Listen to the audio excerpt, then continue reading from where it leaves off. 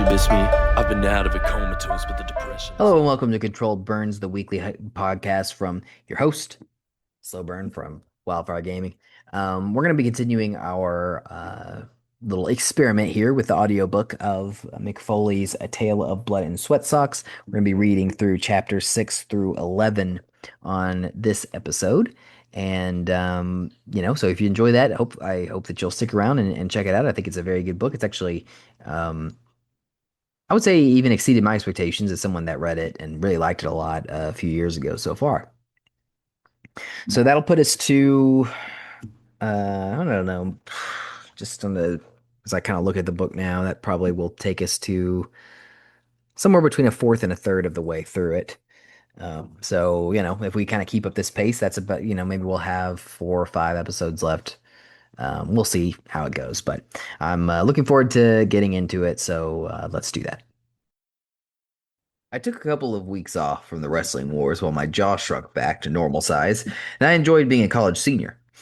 I actually had a serious girlfriend, the first love I mentioned earlier, at the end of my sophomore year, but her graduation and subsequent entry into the real world caused the relationship to come to a painful end.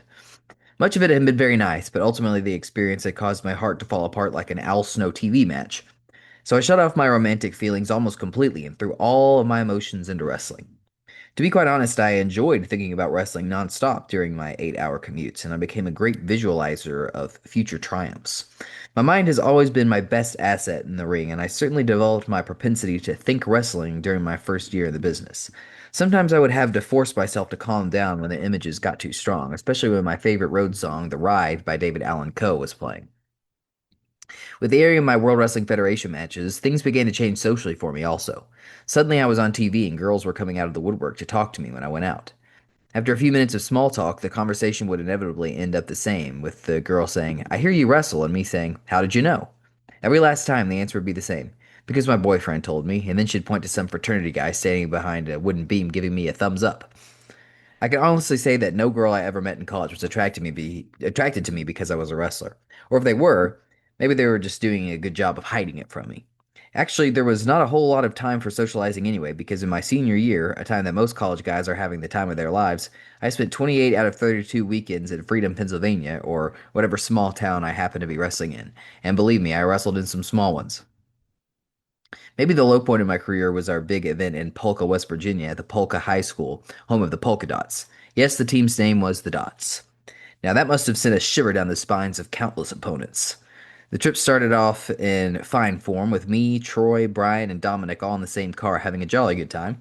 Actually, a lot of the times were good ones back then, despite the fact that I was beaten up, financially destitute, and I couldn't get laid if I was in a woman's prison with a fistful of weekend passes. There was just an innocence to it then, because my motives were so pure. I loved wrestling, plain and simple. Now, with wrestling being hotter than it's ever been, I tend to look at it as a business, and I don't want to risk too much on any given night. Whereas back in those days, I put it all on the line no matter what the attendance was. Polka, however, was pushing it.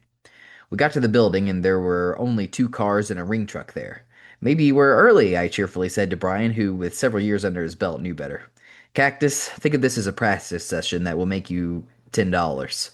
In Polka, West Virginia, in front of exactly 26 people, I know because I counted them when I was out there, Troy and I had a full dress rehearsal and gave the people who were dumb or lucky enough to be there a match that was probably better than half the stuff that's currently on WCW pay per view.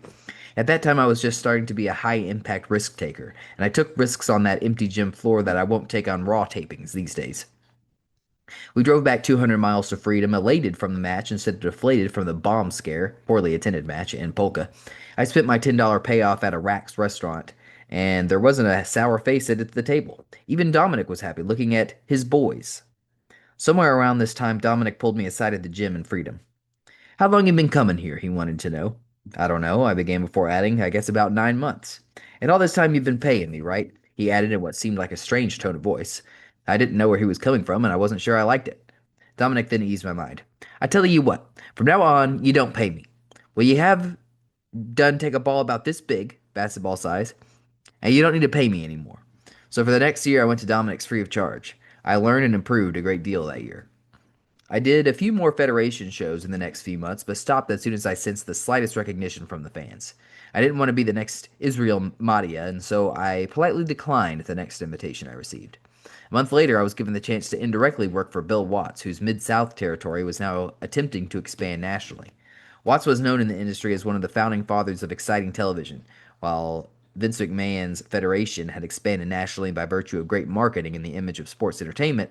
Watts had depended on a more physical style and an episodic TV format. Unfortunately, Watts' territory of Louisiana, Oklahoma, and parts of various Mid South states had felt the financial sting of the oil business drying up, and as a result, he was looking elsewhere to run his territory. He already had TV syndication in Pittsburgh, Ohio, and West Virginia, and he was using Dominic's shows as a litmus test for future expansion. The four shows would feature UWF. Watts had changed to Universal Wrestling Federation so as not to be stigmatized as a Southern group. Stars Terry Taylor, Buddy Robert, Eddie Gilbert, Missy Hyatt, Chris Adams, Dark Journey, and The Missing Link, and talent from Danucci School. I drove with Troy along 150 miles of back roads to get to 100 West Virginia. The roads were so desolate that we envisioned another polka on our hands as we weaved in and out of dense mountains. When we got to 100, we were shocked. The tiny high school gym was packed with 1,000 screaming fans, and we were on first, so I headed for the dressing room to take a quick snow and get dressed for my match. Apparently, 100 West Virginia didn't believe in pooping in peace, as the toilets were unsheltered in what seemed to be the middle of the dressing room. It was on this rather revealing bowl that I met Eddie Gilbert, who would go on to be one of my best opponents, and his wife, Missy Hyatt, who at the time I thought was the most beautiful woman in the world. I quickly wiped my avatar, and once dressed, proceeded to tear the house down with Troy, who by this time was wrestling as Troy Orndorff, supposedly the nephew of World Wrestling Federation superstar Paul Orndorff. The next day, several of the UWF wrestlers were raving about the show. Terry Taylor told me that I would make a great middle heel in the UWF, and Buddy Roberts, in his own inimitable way, rasped, "You might have a future in this business." Of all the comments, though, Dominic's praise meant the most. After ridiculing Tony Nardo and the Crusher Klebanski for having a match that was the absolute drizzling shit, he pointed to me and said, "Now Mickey and Troy could take that match and go anywhere in the world with it." It was the biggest compliment I had ever received from that son of a bitch, Dominic, and it meant the world to me. The next few nights with Troy were so impressive that I matched up with Chris Adams, one of the UWF's top stars, on the final night. Apparently, this matchup had come at the request of Watts himself to further verify all the positive things he'd been hearing. The Adams match at Ohio was the highlight of my career until that point. The high school gym was packed with 1,500 rabid fans, and their support for the English gentleman was strong. So strong that their cheering and stomping actually made my legs weak as I held Adams from behind in a rear chinlock. The Adams match was my first real hands-on lesson in ring psychology, and I analyzed it in my head for days to learn just why the crowd was so tuned in. I've been told several times, but I had no real way of understanding, that in pro wrestling, it's not just what you do that matters, but when you do it and why. From then on, when the ride boomed over my top-of-the-line speakers in my bottom-of-the-line car, I visualized not just what great movies I would do, or moves I would do, but also when and why. In January in Ohio had made me high. March in Johnstown, Pennsylvania brought me as low as I've ever felt in my career as I saw my big chance practically blow up in my face. My emotions were already jumpy when I found out that Bill Watts had sold the UWF to Jim Crockett, who owned the NWA, National Wrestling Alliance, the company that would later be sold to Ted Turner to create WCW. I was convinced by Danucci, however, that Crockett was intent on keeping the two companies as entirely different entities in order to do a Super Bowl of wrestling-type supercard. As it turned out, Crockett took all the top stars for his own NWA and pretty much killed off the UWF. But all that was unknown to us on that dreary March 1987 evening. What was known was that Troy was on his way to the UWF as Shane Douglas, and that the company was high on me for a good spot once I graduated college 2 months later. I really felt like this show in Johnstown was a final tryout for me, and my opponent for the night was Sam Houston. Sam was the half-brother of Jake Roberts and the son of former wrestler Grizzly Smith, and a hell of a young talent. He was skinny as a rail, but the chicks seemed to dig his youthful good looks. I knew I was in a separate locker room from Sam and couldn't even say hello, which was the way Bill Watts always wanted it, so I asked Michael Hayes for a little information on Sam. "What does he like to do?" I asked the leader of the Freebirds, who informed me, "Since Sam is small, he likes to fight from underneath, maybe out of a bear hug." I thanked Hayes for his opinion and imagined all the sympathy that would be pouring down on Sam when I wrapped my 17-inch pythons around his tiny waist. The crowd wasn't exactly what Dominic had been hoping for, but they were enthusiastic and were getting quite into my contest with Sam, which was going very well. Sam was a natural, and we had good chemistry, right until I shot him into the ropes for my dreaded bear hug, and I saw my career fall apart 2 seconds later. As I was shooting him off, he said 3 words that baffle me even to this day. "Watch the elbow." I was so confused about it today as I was 12 years ago. Watch the elbow? What does that mean? Watch it do what? Do I duck it? Do I take it? I really don't know, but any answer would have been better than the one I came up with. Sam came bounding off the ropes full speed, and I saw him in the opening stages of what certainly looked to be a flying elbow off the ropes. I had every intention of taking it and making Sam look like $1 million in the process. Sam certainly did come at me with a big elbow, and I went down like I'd been shot, but immediately knew that I had screwed up worse than I'd ever messed up before. The elbow had missed me by at least 2 feet, and I had gone down. Not just gone down, but flown off my feet. I wanted to crawl in a hole. I hadn't been so embarrassed since my mother walked in on me when I was 14 and caught me playing Coleco electronic football, nude. At least then I'd had an alibi. Barbara Mandrell's "If Loving You Is Wrong, I Don't Want to Be Right" was on the radio, and I'd quickly slipped off my gray corduroys. Barbara's wholesome sexiness always turned me on, but before I could get to know my body a little better, I'd seen the game, which was the hottest thing in school, sitting on my desk. My competitive spirit had won over my primal urges, and I was in the middle of a hell of a game. The door opened, and I took a huge bump off of Sam Houston's invisible elbow. At least there had been only one witness to the unique Coleco game. 2,000 people had witnessed my Johnstown blunder, and their laughter had let me know that I wasn't going to get a free pass on this one. I knew enough to get up immediately and proceeded to get some good heat on Sam. We finished our match, but I knew I'd lost my prospective job. Sometimes all it takes is one big mistake for a hot prospect to be written off completely, and I'd just made it. Shane Douglas was going to the UWF, but his buddy Cactus Jack was going back to the drawing board. That night I sat almost comatose in a booth in the lounge of the Plaza Hotel in Pittsburgh. The other guys from Dominic's school tried to cheer me up, but it was no use. Brian Hildebrand did come close with one story, however. There was a guy in a battle royal in the 70s who was one of the last three left, Brian began. After he eliminated the third guy, he turned to the crowd with his arms in the air. A fan threw a box of popcorn at him, which hit him in the head. This guy thought it was his opponent and took a huge bump over the top rope to end the match. You see, Mick, what you did tonight wasn't so bad. Well, yeah, that was pretty bad, I had to admit, but let me ask you this. Was the guy's career riding on that match? Brian had to admit that it wasn't. Mine was, I said sadly, and I blew it. Yes, I had blown it, but life went on, and I found myself back with a heck of an opportunity as graduation closed in. Dominic had a spot open up on a trip to West Africa one week after I graduated. Burkina Faso was a third world country that had previously been known as Upper Volta of Upper and Lower Volta fame, and it was trying to change its image. The tour was actually booked through a friend of the country's president, Thomas Sankora, who had already done quite a bit to improve his impoverished country. Professional wrestling was one of many things that summer, including a concert by Kool and the Gang and an appearance by Muhammad Ali that were to be provided to entertain the citizens of Burkina. Because the tour was guaranteed by the government, we were to be paid $1,500 a week each for the 2-week trip. I was overjoyed. While it may not have been the UWF, $3,000 was a lot of money for someone just out of college. In actuality, it was more money than I'd made in my 2 years in the business. We touched down on the Ivory Coast, and I was immediately stunned by the poverty. On the outskirts of the city of Abidjan, most people didn't even live in houses. They lived in huts made of earth and twigs. As we walked along the streets, foul-smelling human waste ran through the streets in a sewage system that was more primitive than I could have imagined. The next day, we flew to the swinging city of Ouagadougou, the capital of Burkina Faso, where conditions were even worse. President Sankora had attempted to cut down on the amount of panhandling in the country by teaching the folks various crafts.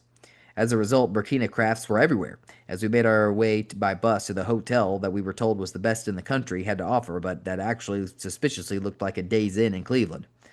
It wasn't so bad, even if it even had a nice swimming pool where we spent several hours a day swimming during the 3 days leading up to our first big show at the National Soccer Stadium. It was at this pool that we spied Dave Klebanski slathering on baby oil while sitting in his chair in the oppressive 110-degree weather. "Dave, what are you doing?" I tried to warn him. "Don't you know that baby oil will make you burn?" I was backed up by several other members of the tour, but Dave would have none of it. "You guys treat me like a baby," he whined in a 320-pound high-pitched Three Stooges voice. "Leave me alone. I know what I'm doing." We left him alone.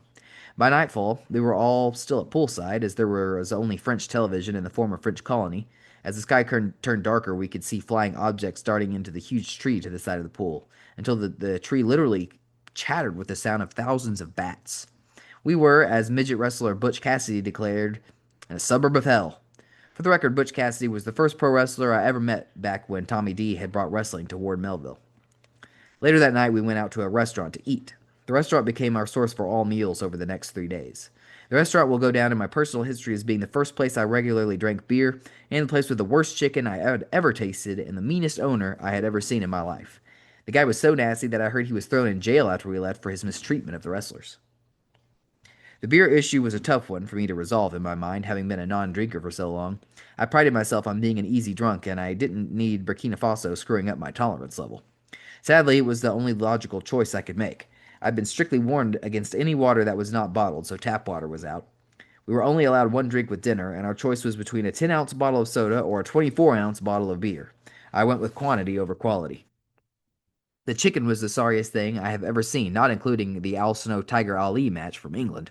My mouth was literally watering when I ordered the chicken, as did everyone else on the tour. We forgot, however, that these weren't the farm raised, grain fed chickens that Frank Perdue turns out. These were West African chickens, which were a bit more anorexic than what I'd been used to. Needless to say, the chicken didn't exactly hit the spot. I don't think it even grazed it. I went to bed my first night in Africa with a rumbling in my stomach and a "what the hell am I doing here" right on the tip of my tongue. The next day would do little to satiate my hunger or answer my question.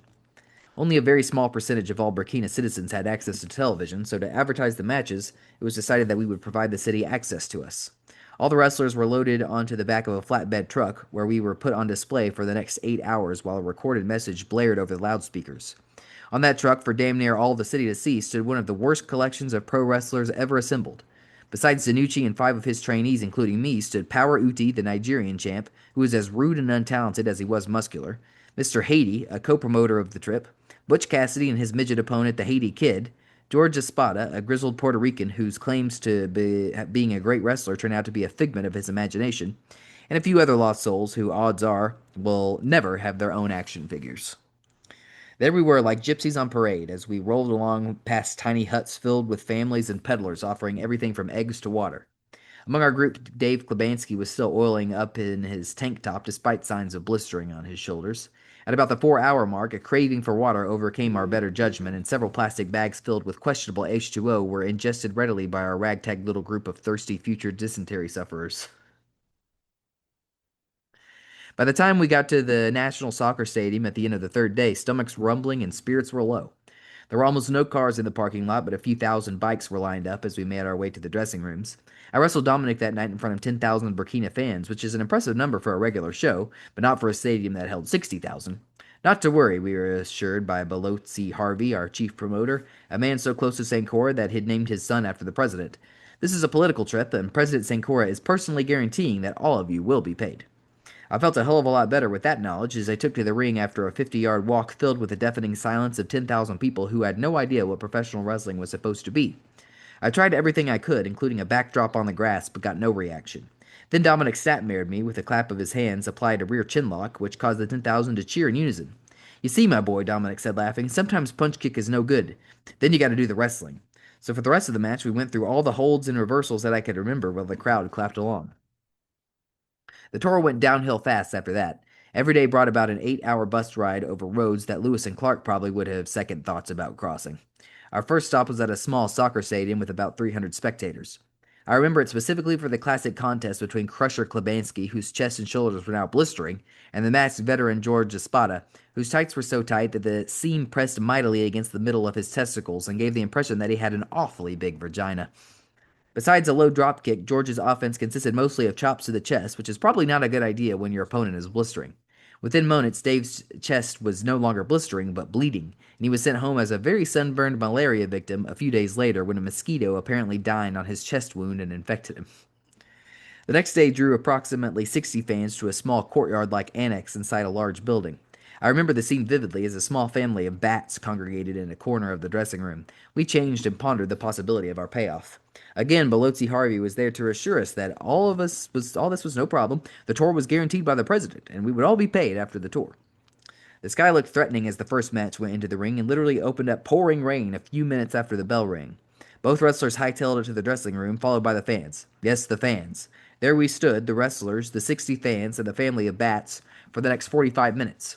When the sky cleared, the fans took their seats and the show went on. By this time, most of the crew was sick as hell, and on a few occasions, the wrestlers didn't even make it back from the ring before vomiting. Maybe it all looked like part of the show to the fans. For my part, I wrestled well every night, even though smells were starting to drip out of my butthole that I didn't think were legal. I even dragged a good match out of Power Uti, whose "bring me butter, bring me bread" breakfast commands had shocked me with their crassness. I later found out that he bossed everyone in Nigeria around in the same way, and because he was something of a national hero in his homeland, he could. By the time my 2 weeks were up, I couldn't wait to get home. When I got home, I wasn't the same for a long time. I suffered stabbing pains in my stomach and diarrhea for well over a month, but at least I had 3 grand to show for it, White. Well, not so fast. About a week after I got home, I was watching television on the same couch where Dude Love had stolen John Imbriani's fiancée. Since I had been home, I had been checking every day for my government check for Belozzi. My dad was, as usual, reading the paper, and I'm sure there was some kind of game on television. Hey, Mick, I heard my dad say in a voice that sounded like it bore bad news. What was the name of that country you just wrestled in? Burkina Faso. Why? Was my quick answer to the quiz. Well, I think you better look at this, my dad answered back, and then actually made a special trip over to deliver the bad news. He handed me the paper and pointed to a heading in the Sunday World section. There in black and white was the end of my $3,000 dream. Government overthrown. President assassinated. I never did call Belozzi about the status of my payoff, but I went under the assumption that the new government wasn't going to pick up the old administration's sports entertainment debts. I guess in retrospect, I had picked the wrong week to quit sniffing glue. Airplane joke. My brother was married in July 1987. He had asked me to be his best man, but I had declined, thinking that I had another African trip lined up. As it was, the tour was postponed a few weeks, but by the time I found out, my position of honor had already been filled.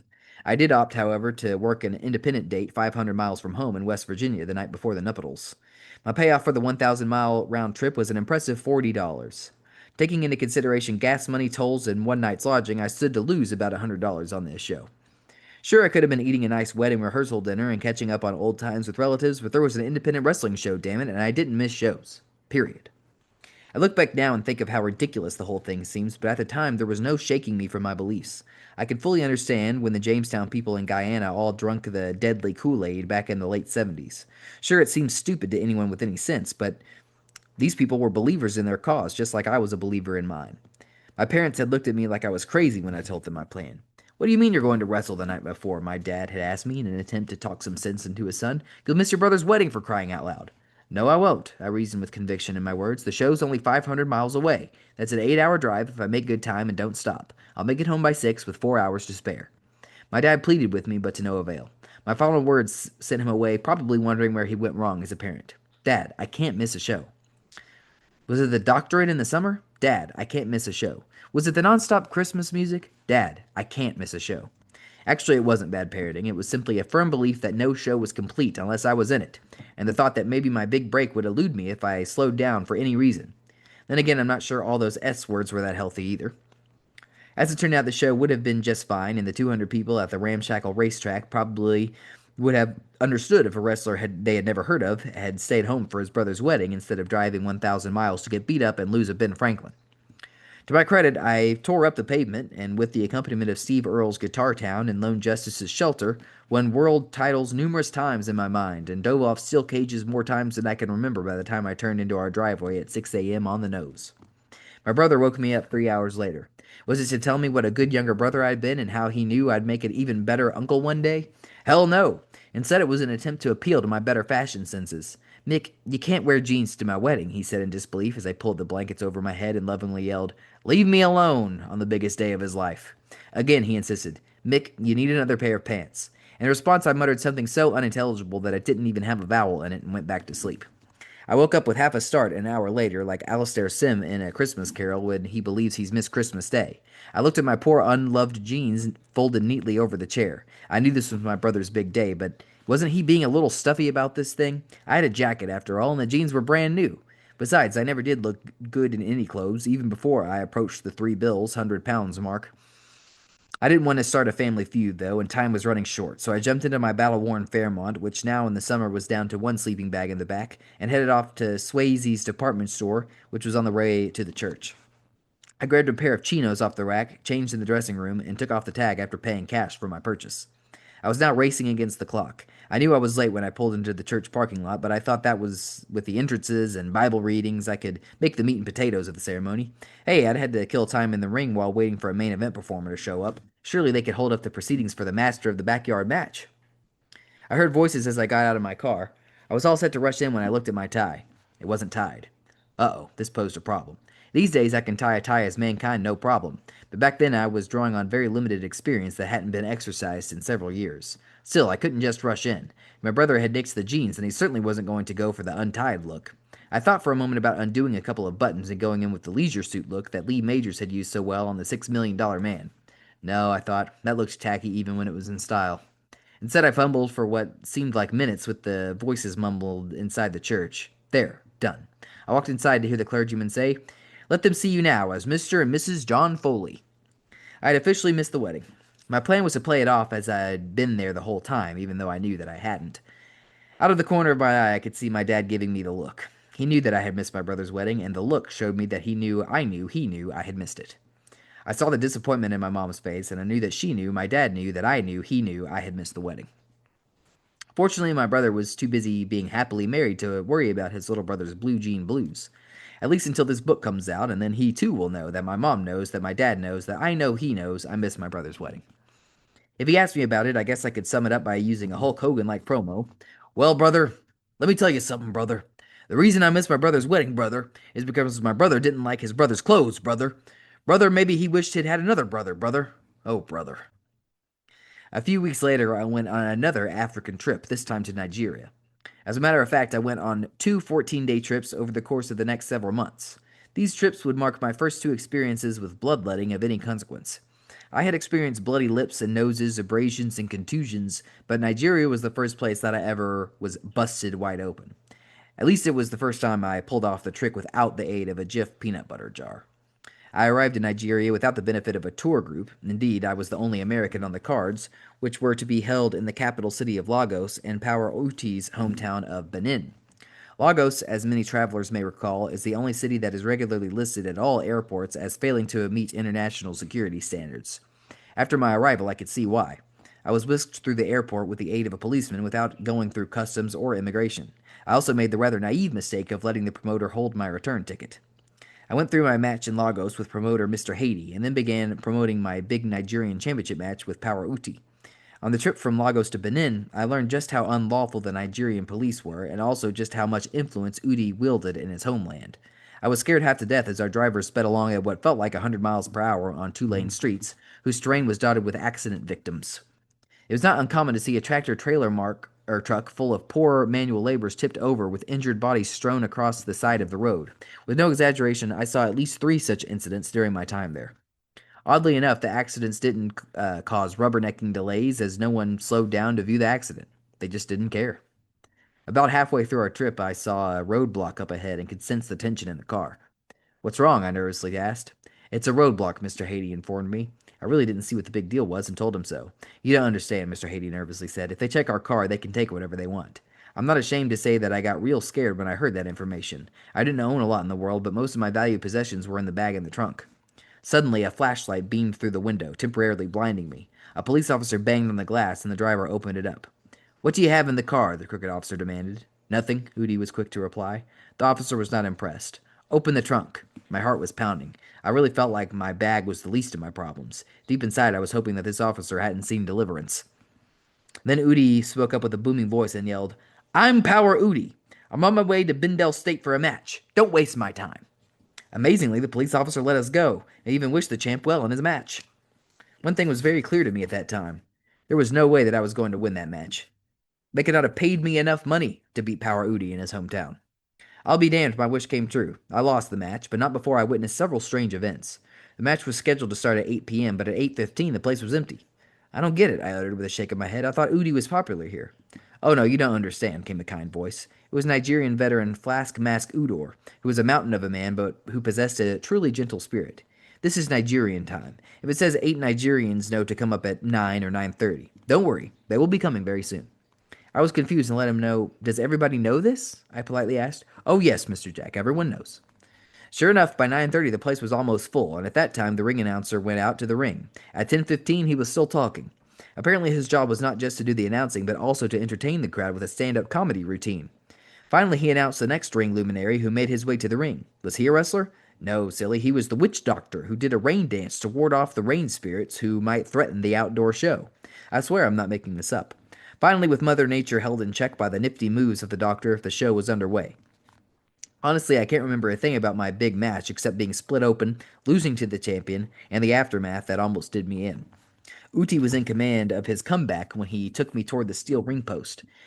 I wanted it to look good, but at the same time I was counting on Uti's respect for me to keep safe Apparently, that respect thing didn't mean a whole lot to him, as he sent me headfirst to the steel with all the power in his massive physique.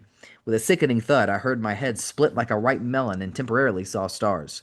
When I regained my senses, I felt something hot and wet running down my face. I would be lying if I said I didn't like it just a little. Within seconds, the match was over, courtesy of a sunset flip of all things. I knew the match hadn't exactly been a classic, but it had been nothing to be ashamed of either, and the crowd went crazy. I lay back for just a moment to bask in the glory of the job moderately well done. My basking didn't last too long because as I hopped out of the ring, I felt as if I was smack dab in the middle of the running of the bulls in Pamplona. Fans were everywhere, and they were dead set on rushing the ring, whether I was in the way or not. I saw a few faces, and they looked as if they were drunk on national pride or something equally as intoxicating.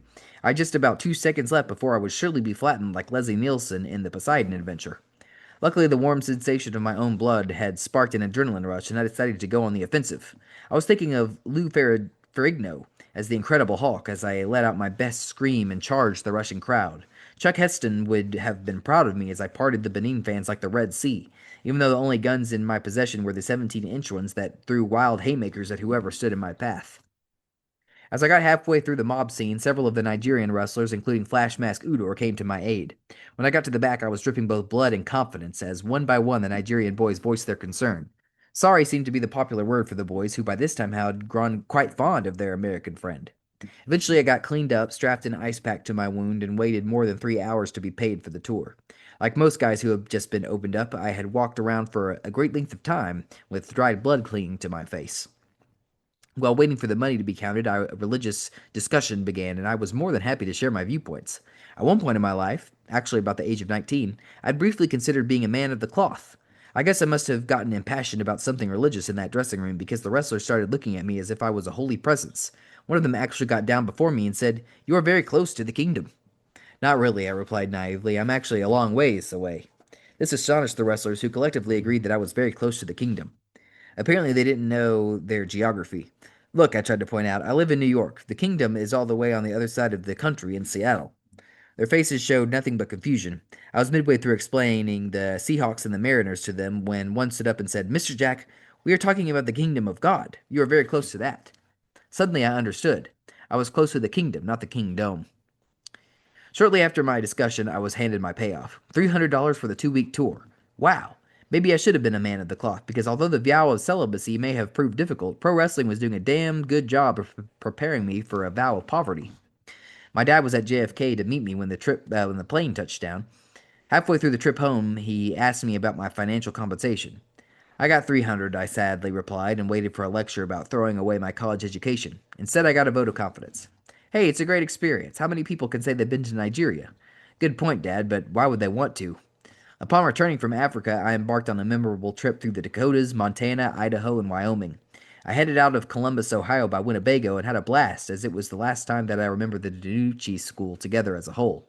On the downside, we performed in front of minuscule crowds and received about $20 a day. But I prefer to think of it as a free vacation with some of my best friends through beautiful scenery, Yellowstone Park, and the site of Custer's last stand at the Battle of the Little Bighorn. I was also developing rapidly as a wrestler. With only a little over 2 years' experience to my credit, I was actually touring and performing like a veteran, even though I never did start smoking stogies and calling everybody kid. My timing was getting to be real good, my psychology was coming along, and my chemistry with Brian at ringside was resulting in some classic stuff. My most vivid memory of the trip was almost the last memory of my life as our RV lost its brakes on the way down a mountain in Yosemite. I was listening to a tape and feeling fine with the world when I became aware that our lives were in danger. For some reason, I didn't feel even the slightest twinge of panic. I saw my buddies holding on to each other and crossing themselves, but it all seemed like a dream, and I had no doubt that it'd be fine. Not even the impact of our vehicle crashing into the mountain to slow our momentum could ruin the moment for me, although everyone else seemed pretty upset about the whole situation. I saw Dominic nonchalantly head down a hill into a meadow with a stream where rumor has it he removed his underwear, which were no longer suitable for wearing. After a day of repairing the Winnebago, we continued our tour. After the Western disaster, I headed back to Nigeria, where I was scheduled to perform as a manager and referee and wrestler on 3 different cards that would take 10 days to complete. I showed up in the country and was almost immediately taken to a house for breakfast. I was informed that many of the Nigerian wrestlers were at the house, so I packed a dozen or so t-shirts that I had brought them. These were not wrestling shirts, even that I had brought them. These were not wrestling shirts, even, for at the time the concept of a Cactus Jack shirt selling to anyone outside my immediate family was unreasonable. Instead, these were shirts that I had either outgrown or didn't wear. I handed them to the boys as I walked in and excused myself to use the restroom. When I came back less than a minute later, every last one of the wrestlers was wearing the hand me down gift they had been given. The smiles on their faces were unbelievable. For reasons that I could never quite figure out, I was sent to the ring as a manager with a generic black mask. Tony Nardo, who was usually Moondog but for this trip was Eric the Red Jr., was my wrestler. Eric the Red had been a big name in Nigeria for years, and the exploitation of Nardo was supposed to pack the crowds in for another Uti title defense. It didn't. Something to do with running the show at the end of the month when no one had any money left, or so I was told. Power Uti appeared into the ring to the thunderous applause of about 8,000 people in a 30,000 seat soccer stadium, and the match was on. At the right moment, I handed Nardo his special prop, an 18-inch cow's thigh bone that he had used as part of his ring persona. Nardo hit Uti with the bone as I distracted the referee, and then handed it back when the referee went to check on Power Uti. I really didn't think too much about it. After all, without outside interference, wrestling might start resembling a real sport, and I don't want any part of that boring stuff. To the fans in attendance, however, it was a very big deal. I sensed a rumbling and turned just in time to be clubbed with what felt like a chair, though I'm not certain. Whatever it was delivered with a great deal of force, as to put me down with one shot, which, as people who watch Raw will attest, is no simple feat. When I gained some semblance of rationality, I realized that I was getting stomped, being punched, and getting my ass kicked in general by what had to be at least a dozen people. I would like to be able to say that I jumped up and fought them all off, but the truth is I got up and rolled into the general calm of the ring. This is generally the best place to fight off a fan attack, as you can see them coming and can usually knock their dick stiff the moment they stick their head through the ropes. I could see that the mob was mad, but I didn't have any further trouble. I felt my head, and even though my stupid black mask were through it, I could feel a large divot in my hairline. Mr. Haiti was refereeing and didn't seem to have a whole lot of sympathy for my plight. "Get out of the ring! Get out!" he yelled in his heavily accented English. "I'm hurt! I'm hurt!" I yelled in an attempt to reason with him. "No dice." He again ordered me out as I looked at police officers armed with machine guns who were much more intent on watching the match than they were on helping a bloody white guy with a cheap black mask. Finally, the cavalry of Nigerian wrestlers came, led by Flash Mask Udor, and escorted me to safety. I took off my mask and was sickened by the heavy blood loss. Unlike the incident during my previous trip to Nigeria, I had not enjoyed this feeling at all. To make things worse, my black mask had hid all the precious juice, so no one even knew I was busted wide open. Also, unlike my last cut, which I had patched up myself, this one definitely needed stitches. "Flash, how do I get to the hospital?" I asked the grizzled Udor. His response both worried and surprised me. "Mr. Jack, the hospital is no good. We will take you to a chemist's office. They will take care of you." "A chemist's office?" I asked with slight dismay in my voice. "Are you sure?" "Yes, Mr. Jack," my friend assured me. "It will be okay." An hour later, without the benefit of anesthesia, I received 7 stitches in a chemist's office with a dirt floor.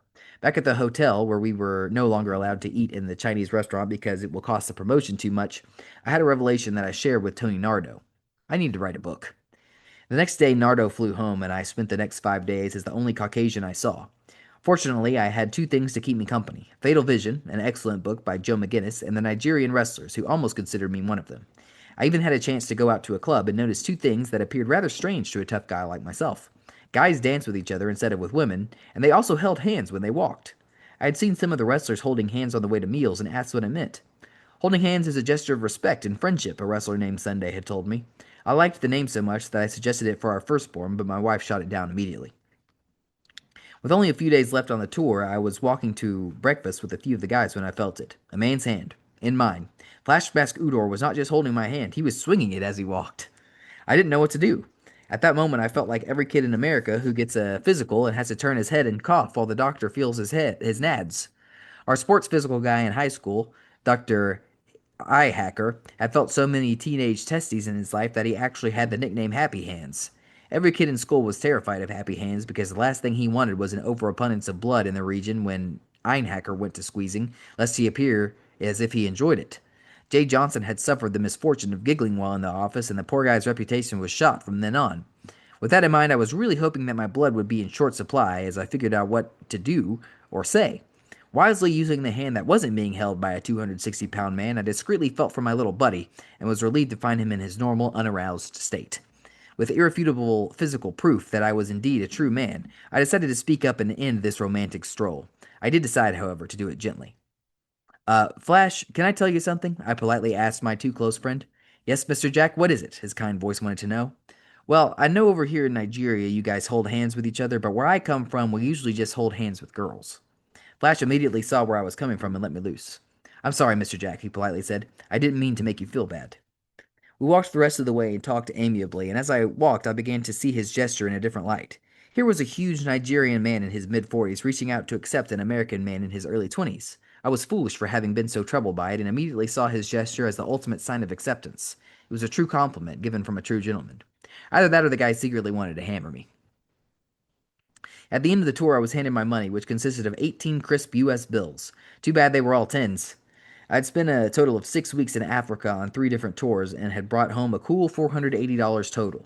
The guy at the 7-Eleven was making more dispensing Slurpees than I was for my overseas bludgeonings. I had to face the fact that some things in my life had to change.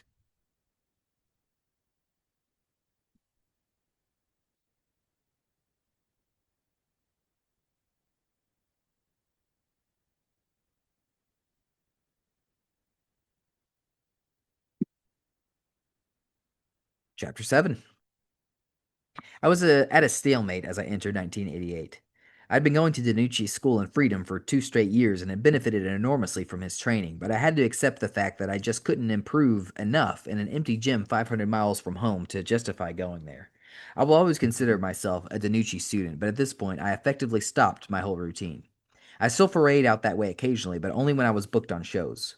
Fortunately, I was starting to get some recognition in New York, mainly based on shows I did for a friend of Dominic's named Mark Tindler. Back in 1988, if you had looked up the word character in the dictionary, you probably would have seen a picture of Mark Tindler's smiling face. Mark was a big loud man who wore loud clothes with big loud jewelry. He also made big loud noises when he ate. He wore a huge Mark nameplate across his chest, which we refer to as the Tindler license plate. He wore one of the world's worst wigs, which for some reason had dandruff in it. I guess to make it look more natural.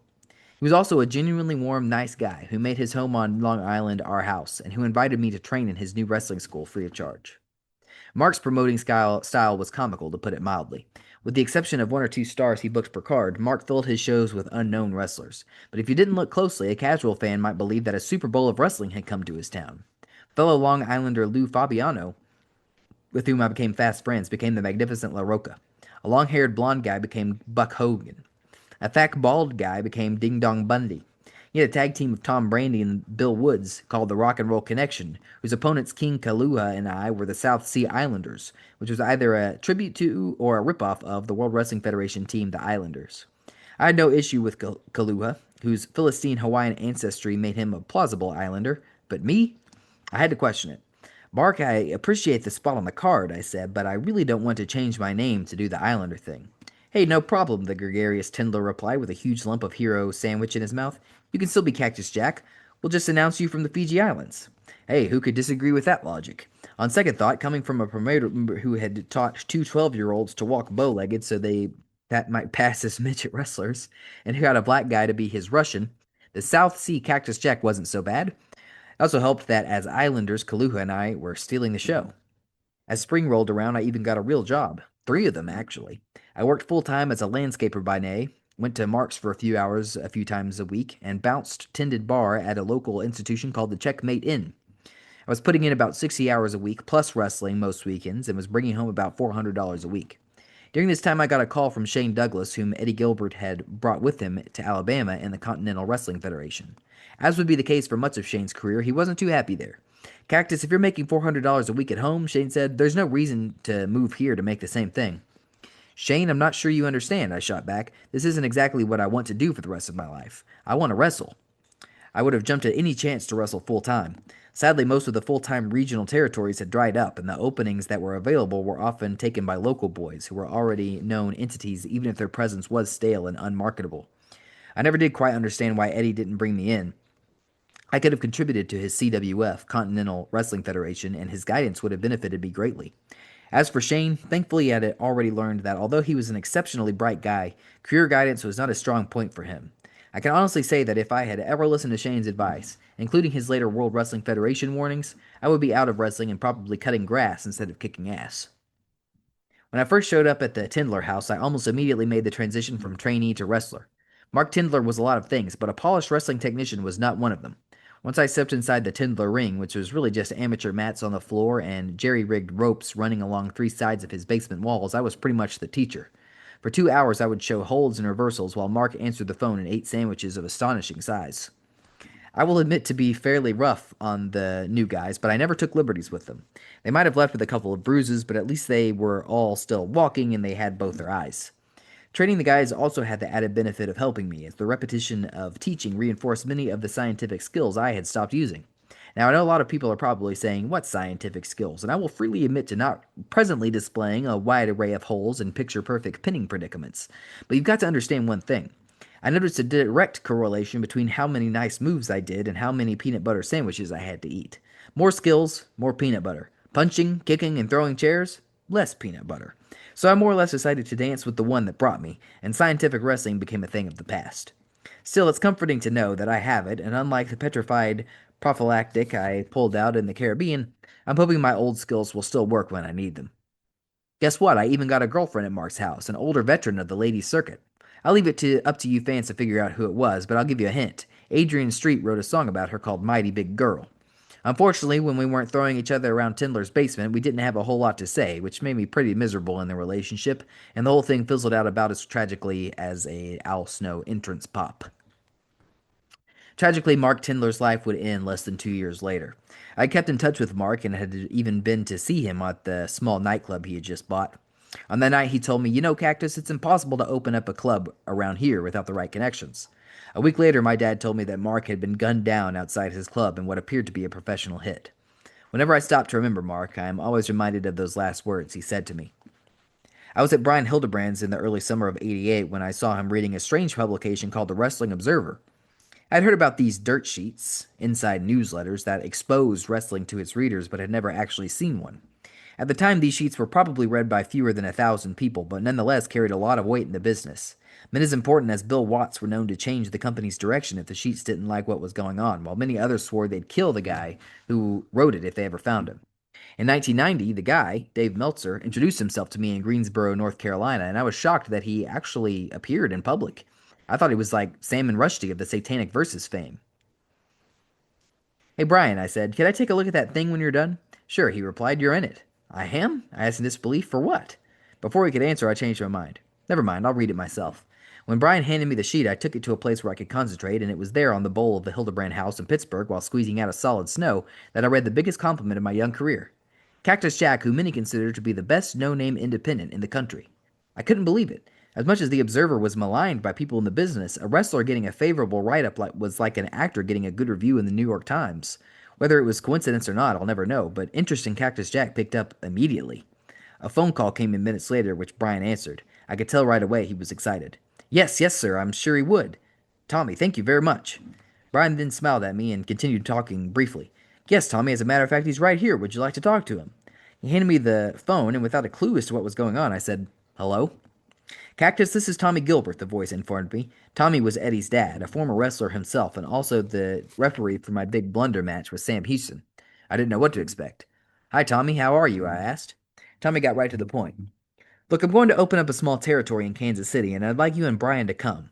I can't promise you a lot of money, but you'll be working full time. What do you think? I didn't need any time to think it over or discuss it with Brian. We both knew the answer. We were going to Kansas City. I hung up the phone and we jumped around Brian's living room with our fists pumping in the air. A few days later, I received a call from Capital Sports in Puerto Rico, also offering me a full-time job. My blood ran cold.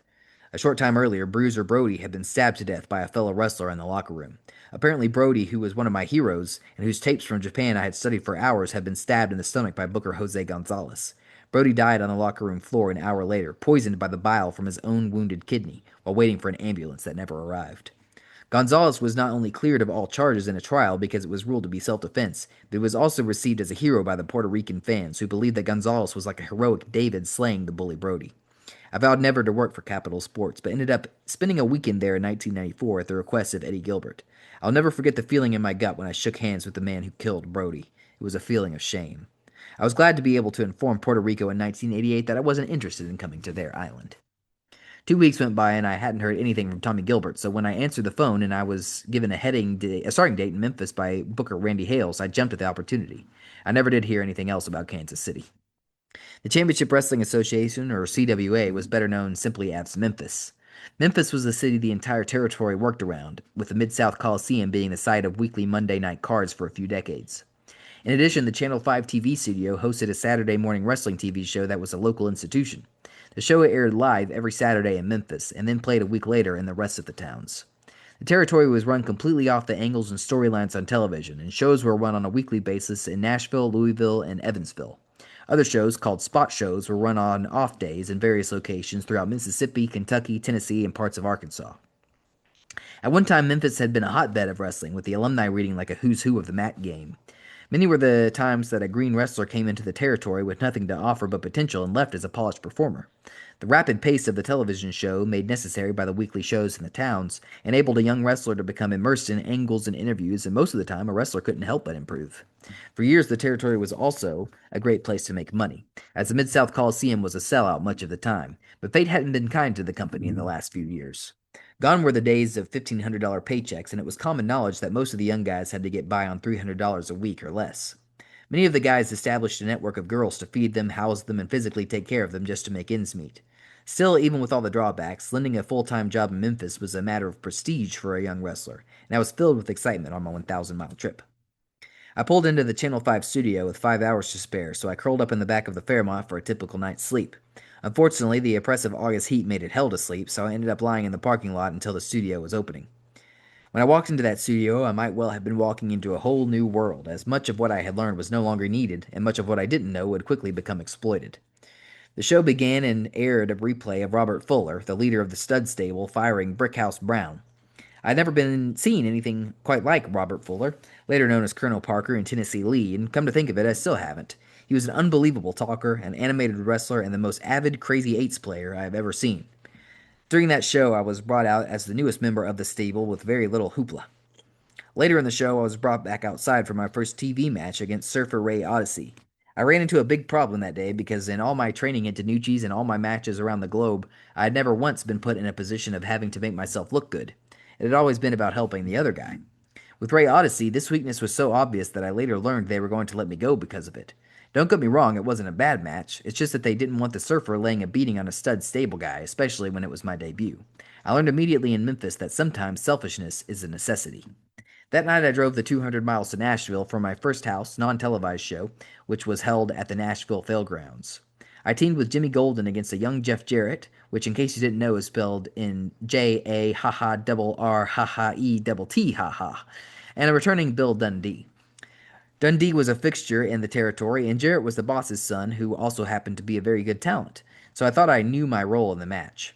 Ironically, the things that had made me look so bad in the office's eyes earlier that morning suddenly made me look pretty good, as I flew through the air and staggered through the crowd. With that one match, I was given a new lease on life in the CWA. The next night, Randy Hales got a hold of me at the Motel 6 in Murfreesboro, Tennessee, and gave me a better idea of my job description. Cactus, we have a pecking order here, Hales began in his high-pitched, cracking voice, which seemed perfectly suited for his 6'5", 190-pound frame. When you mess up that order, you mess up our plans. We can't have you taking the same bumps for Ray Odyssey that you do for Jeff Jarrett. I began to see the light. Then Hales ran by the Memphis philosophy of getting heat, which I didn't agree with then and still don't today. A heel has got to cheat to get his heat, Randy said emphatically. If he doesn't cheat, he's not a heel. They more or less didn't want a heel to do anything that might look remotely gutsy or skillful. That would make the heel a babyface. I don't completely disagree with Hales, but I think making all the guys fit into one mold takes away from part of what makes a wrestler great, the individuality. A quick look throughout history shows that the great heels weren't always cowards. Goliath of David and Goliath sure wasn't a coward. He was a great heel because he was so damn big. Apollo Creed in Rocky wasn't a coward either. He was a heel because he was the best, and he knew it. The shark in Jaws wasn't a coward. He got his heat by eating people. The mother with the black veil hated the shark because it ate her son, not because it attacked while Chief Brody's back was turned. Benedict Arnold, on the other hand, probably would have been pushed to the top by Hales despite his poor physique and weak interview skills. In general, my time in Memphis was every bit as miserable as it was valuable. No matter what I did, I could never please anyone. I really wasn't comfortable being a cowardly heel, but still I begged off when the good guy was on the attack, just like everyone else there. When I did play the coward, it was hard to be something else. Frank Morrell was a veteran wrestler turned referee who seemingly made it his goal to torment every college graduate about his decision to wrestle. "What are you doing in this business?" Frank yelled during my first week. "You got a college education. Why don't you use it instead of being in this godforsaken business?" I guess Frank didn't realize it, but I already had enough things to hate about the company without adding him to the list. Aside from his questionable guidance skills, Frank may have actually been the worst referee that I ever worked with. Actually, worked against would be more accurate, as he truly seemed to like my enemy when I was out there. I had come to Tennessee with a pinched nerve in my right shoulder. Brickhouse Brown had a dropkick that came in high on my face with lots of force, resulting several times in my head being snapped back violently. This would bring about what is commonly known as a stinger, a very innocent sounding word for such a sickeningly painful injury. When Brickhouse planted me with a dropkick, my right arm would literally feel like it was on fire, and I would roll out of the ring to try to get my bearings. My physical pain seemed to have no bearing on Frank's count. However, as he would fire out those numbers, 1, 2, 3, "Frank, I'm hurt, I'm hurt." 4, 5, 6, with a gleam in his eye. "Frank, help me, I'm hurt." 7, 8, 9. Finally, I'd roll in and try to get Brick to help me recover. At one point, the pinched nerve was so bad that I seriously questioned whether I was physically cut out for wrestling. We were in the main event of the TV show, and the stable was beating up on somebody when the babyface cavalry of Brick, Jarrett, and Dundee stormed the ring. With a succession of quick moves, including a brickhouse dropkick, the ring was quickly cleared of all the dastardly bad guys, who all hightailed it to the back. All except one, that is. The pinched nerve was so excruciating that I had simply rolled onto the floor and stayed there. I wouldn't feel quite this helpless again until China slammed the cage door on my head at the 1997 SummerSlam. At least the cold tile floor of the Channel 5 studio was of slight comfort, and my goal was to simply lie there until I stopped suffering, which would take about 2 hours.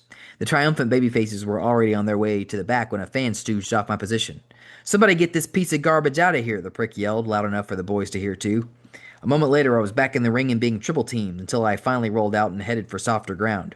I had tears in my eyes as I cradled my right arm with my left so that I wouldn't dangle. I really felt as if I'd been shot.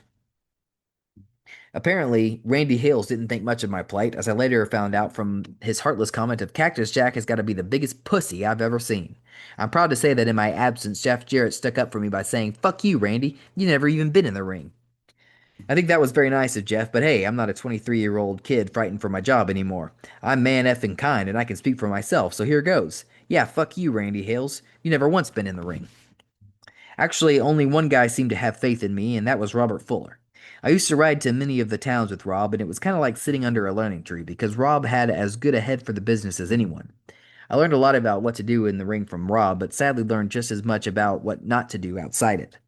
Rob and his brother Ron had both grown up in the business as second generation stars. Both had booked, both worked, and for a time co owned Continental Wrestling. In actuality, Robert was the better performer and better talker, but somehow at a similar age, Ron was a multimillionaire and poor Rob lived week to week. I genuinely liked Rob, but his situation depressed me, and I made myself a promise that I wouldn't make the same financial mistakes he had. I believe Robert Fuller was the only guy I ever simultaneously looked up to and looked down on, but I can honestly say that without Rob's respect and support, and the confidence they gave me, life may not have turned out quite the same for me. One night in late September, I was riding to Memphis with Rob and Jimmy Golden, and Rob was having a hard time thinking of a way out of his match. After hearing him worry out loud for an hour and a half, I kind of sheepishly belted in, "Rob, I have an idea." "Well, hell, Jack," Rob responded enthusiastically. "Let's hear it." When I finished, Rob thought about it for 2 seconds and then replied, "Jack, that's good. It's damn good, and I'm going to use it tonight." With that analysis, Rob helped restore faith in myself. I was getting so used to people calling me stupid that I was starting to believe it. That night in Memphis, the idea I shared with Rob went exactly as I had envisioned. Other guys might have been getting the pops, but I felt like the proud producer waiting in the wings. Actually, I was lying on the cold concrete floor with a puddle of blood around my head in what was described as one of the sickest scenes ever witnessed. Jeff Jarrett had gotten a hold of Robert's loaded boot and had begun to use it on him. With the Tennessee stud in trouble, fellow stablemates Gary Young, Phil Hickerson, and Cactus Jack hit the ring. One by one, we all took a shot with the boot, and one by one, we all went down. When I got up from my fall on the outside of the ring apron, Jeff was waiting and laced me one more time with the boot. The impact sent me flying backward off the apron in what might best be described as the 1970s Nesty plunge. I landed on the concrete with my back, shoulders, and to a lesser extent my neck and head absorbing the blow.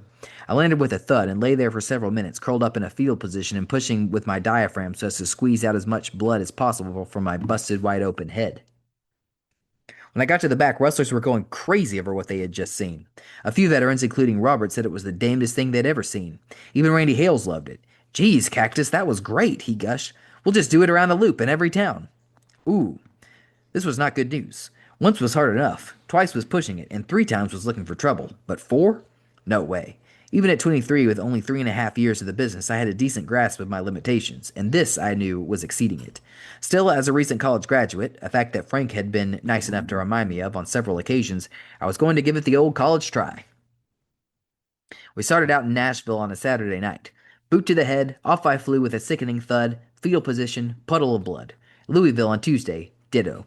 By the time I got to Evansville on Wednesday, I was shot. My back was swollen and discolored to the point that there was actually a hump on my lower back.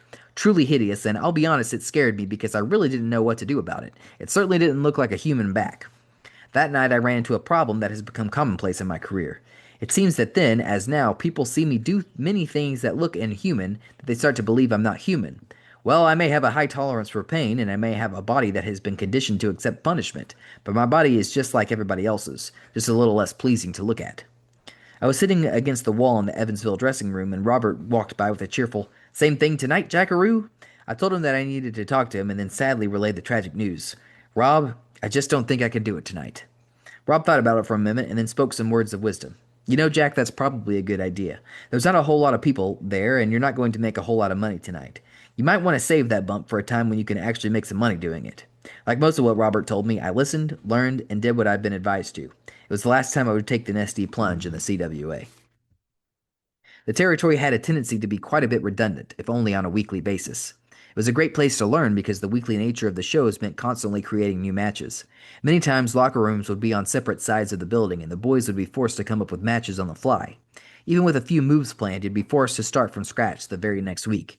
This did create one major drawback from a creative and business standpoint, in that shows in Memphis, Louisville, Evansville, and Nashville all tended to look alike. A lot alike. In late October, I, along with my partner gorgeous Gary Young, won the tag titles in Evansville. That night, as I often did, I stayed with the DePriest family, whose daughter Terry was a close friend and a huge fan. Terry had spent most of her life in a wheelchair suffering from muscular dystrophy, but amazingly, I never saw it get her down. She was 18, and although she was unable to enjoy many of the activities that others her age did, her dad had made it a point to take her to Evansville every Wednesday for the matches. It wasn't hard to spot them in the crowd. Terry in her wheelchair and her huge father Mike stood out among the usual crowd of 107. That night we were watching TV, and I asked her if she had been surprised to see me and Gary win the gold, or in this case, the stainless steel. "Not really," she peppily replied. "I knew that you'd won them the last 3 nights also." I really didn't know what to say to that. Memphis had always been so adamant about protecting the business to the point that the bad guys weren't even supposed to talk to girls, lest they seem like real people. I'd been admonished on just such an occasion by Randy Hales, who said, "Cactus, what we're trying to do here is build a territory, and we can't do that if you're exposing the business by talking to girls." Now, I may be a college graduate, right, Frank? And granted, a degree from Cortland doesn't automatically make me Einstein, but don't you think running 4 consecutive title victories in towns that are 200 miles apart might be more detrimental to the business than my conversation with a girl? I'll make no bones about it. I was miserable in that territory. A wrestler named Tommy Lane once asked me if I was scared about getting hurt during one of my high-impact falls. My answer caught him slightly off guard. "You know, Tommy, sometimes I really do hope that I am hurt bad enough so I don't have to wrestle anymore." As far as I was concerned, if this was all wrestling had to offer, bad pay, no benefits, repetitive road trips, backstabbing, no appreciation, I really didn't need it or want it. Thankfully, things started to look up a week later. As I mentioned earlier, the pressure of weekly television and weekly tours was enormous. To keep things interesting, talent turnover was high and character turns were inevitable. Even though I didn't have a lick of heat, apparently my heel card had been played out. For the first time in my career, I was about to become a good guy. The Stud Stable was called out for an interview on the Channel 5 studio show. Robert started in with classic fuller gusto about how the world-class Texas champions, the Samoans, were coming into town, and as new champions, he and Jimmy Golden would be taking them on. "Wait a second, Rob," Gary interjected. "Jack and I won the belts. We get the shot." Okay, Rob replied. "I was going to talk to you two guys about that in a minute. And as I was saying, we're going to be taking on the Samoans, and again, Gary butted in. Now, just a second there, Rob. We won those damn belts, and we'll be the ones taking on those damn guys." I don't remember exactly what was said, but I do remember Rob getting a great look of anger in his eye, Gary saying he quit, and me saying, "Yeah," and storming away. With our backs turned, Fuller and Golden turned on us, and manager downtown Bruno as well, and left us lying. I especially looked impressive dripping a puddle of blood the circumference of a basketball onto the white tile floor. Knowing that this was an important angle, Robert had been considerate enough to slice me with a small implement of destruction. Although it seems barbaric to say, back in the 80s being a willing bleeder was a benefit to a new guy trying to make the grade. Back in the dressing room, Gary played patty cake with the blood that was running down my chest and applied it to a gauze bandage he had wrapped around his head. I myself required several layers of gauze to stop the blood flow, and minutes later, during a Fuller Golden tag match, came out in the Spirit of 76 comeback to a surprisingly loud reaction from the studio audience. Apparently, I wasn't just a babyface, I was a fiery white meat babyface. Yeah! Gary and I tore down the house with the stable at the show in Memphis 2 nights later. When we got back to TV, we needed a fired up interview to continue the ball rolling, and I knew I wouldn't be the one to give it. Talking was a no no for Cactus Jack, simply because the office was afraid I'd give away my non truth or consequences background. Even Rob had been blunt about my verbal future by warning me, Jack, when you open up your mouth and they hear New York, these fans down here will turn on you in a heartbeat. I hate to say it, but I don't see you as a promo guy in the business. Thankfully for me, gorgeous Gary nearly drowned on live TV, and I was there to throw him a line. Gary was in the middle of a decent interview when he started having trouble. He was stumbling over words. Like many people who were starting to drown, he panicked. All of a sudden, he was calling Fuller and Golden Tennessee rednecks. I thought, that's not good. These people are Tennessee rednecks, and we're supposed to be the good guys. Lance Russell was the man doing the interviews, and having been around forever, he knew how to spot a drowning man when he saw one. Lance tried to cover our butts by saying something wise and ended with, "What do you think about that, Jack?" Lance's question had put me in a tough position. On one hand, I had been told never to talk on the air. On the other hand, I'd just been asked a question on live TV by Lance Russell, one of the best in the industry. I couldn't just say nothing to Lance, and also, damn it, Gary was drowning. Which meant since he was my partner, I was drowning too. I decided to act and immediately launched into a brutal diatribe against the stud stable that sounded a hell of a lot more like a seasoned veteran than a goofy kid who'd been ordered to keep his mouth shut. As we walked to the back, Gary turned to me and said, "Well, I guess we can forget about not letting you talk," in a voice that sounded both complimentary and hurt. Even Rob, one of the premier promo guys in the business, was impressed. "Damn, Jack," he gushed. "That's what's known as a money interview." I was actually given a scheduled interview the next week at the studio and turned in another quality speech promoting a Tennessee football classic that became known as the Kentucky Football Classic when we went to Louisville 10 days later. See if you can follow me here because the setup is a little tricky.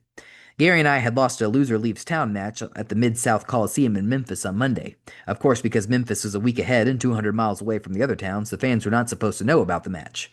On the previous Monday, we had engaged in the football classic match in Memphis. Now, with the week-old Memphis studio show airing in all the other markets, we were set to do the football shows in all of them. The entire scenario for the football classic is a little tough to explain as well. I'll do the best I can. Earlier on the card, downtown Bruno had engaged in a match with Robert Fuller's wife Sylvia. The two combatants, each armed with a kendo stick, would later be placed in separate 4-foot by 6-foot wire mesh boxes.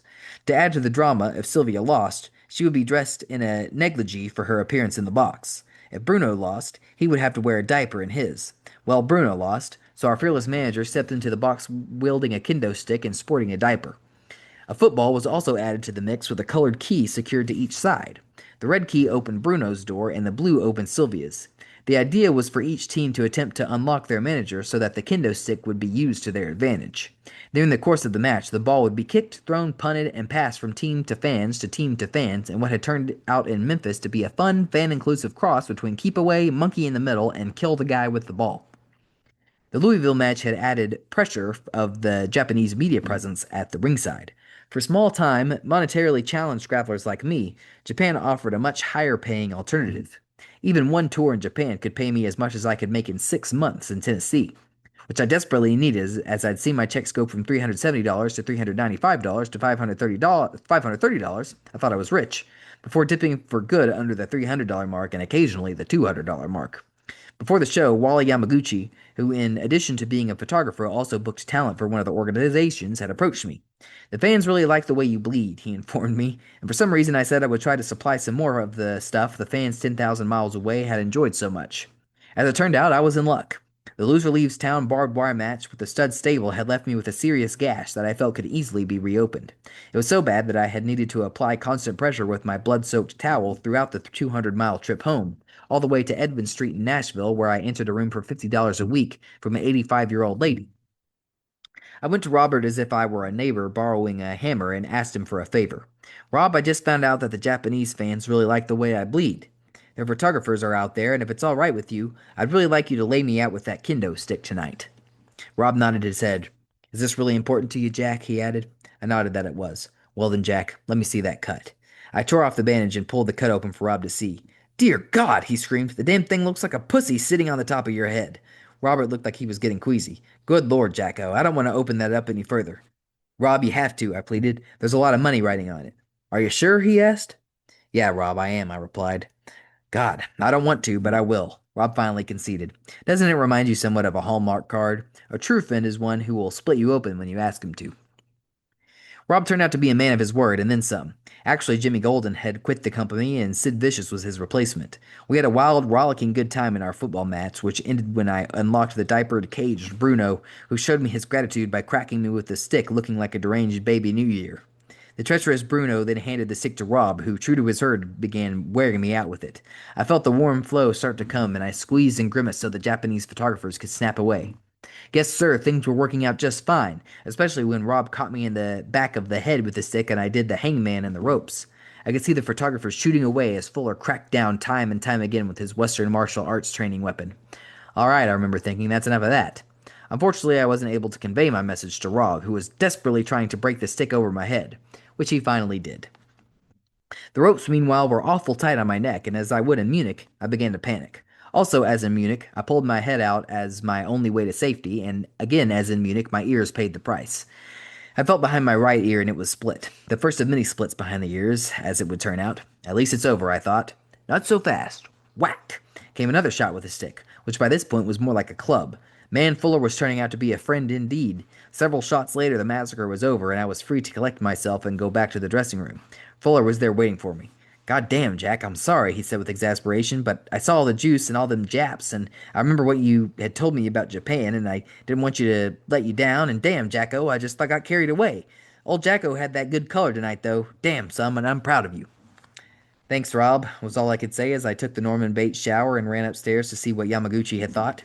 He was gone, and I didn't see him again for months. I hope they enjoyed their photographs. I wonder, in the case of the bloody photos, should I get credit for doing my own makeup? My Memphis tenure ended a night later in Evansville, which for the first time in years was packed to the rafters with about 1,000 fans. I actually got $50 for Evansville instead of the big 2.5 that was customary for that town. I stayed overnight and after sharing Thanksgiving dinner with the DePriest family headed back for Texas. Sadly, Terry died 3 years later after suffering for almost her entire life.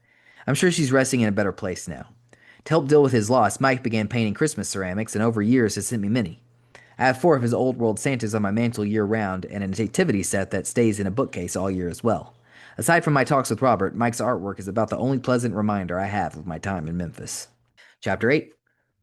I enjoyed Texas every bit as much as I had hated Tennessee. From the moment I limped into Dallas in the 1980 Plymouth Arrow that veteran wrestler Mike Davis had sold me when the Fairmont died, I seemed to take a liking to the state and its people. Maybe it was the barbecue or the catfish. Maybe it was the creative freedom I was given. Or maybe it was the 40-year-old Australian lady who worked at the desk at the motel I stayed in during my first week in town. Whatever the case, Texas reaffirmed my faith in the wrestling business, and I grew by leaps and bounds while I was there. At one point in the mid 80s, World Class Championship Wrestling, WCCW, had been the hottest promotion in the country. Fritz von Erich owned the territory, and using his 3 boys David, Kevin, and Kerry as his top stars, he built a hugely successful wrestling empire. The boys were seen as legitimate heroes in their native state, and to a lesser extent the country as well, because World Class had a tremendous syndication package. Even after David died in Japan from an apparent drug overdose, the territory thrived, peaking in 1984 for the David Von Erich Memorial Card in Texas Stadium, where a crowd of 42,000 saw Kerry defeat Ric Flair for the NWA title.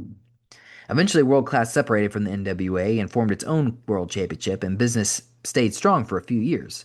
When the bottom dropped out, however, it dropped out completely, to the point that the weekly Friday shows at the Dallas Sportatorium, which at this point were automatic sellouts of 3,000 people, fell to around 100.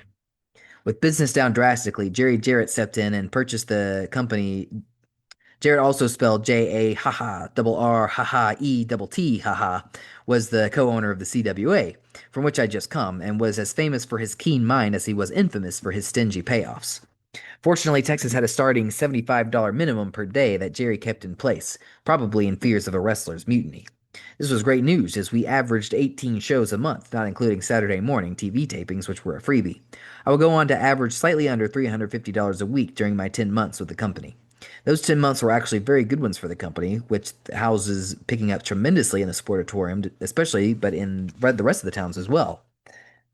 Oddly, with only two exceptions, my payoffs never rose above the $75 minimum, and even more oddly, I never questioned a single payoff. I was just so happy to be out of Memphis that I guess I didn't stop to ponder the economics of the company. World Class was also different in that it offered nightly draws, or loans, that would be taken out of our paychecks. I didn't even know that such a practice existed, so I didn't know quite what to think when Bronco Lubitsch approached me on my first night with the company. Bronco was a former star wrestler who had retired and become an icon in World Class as the world's least mobile referee.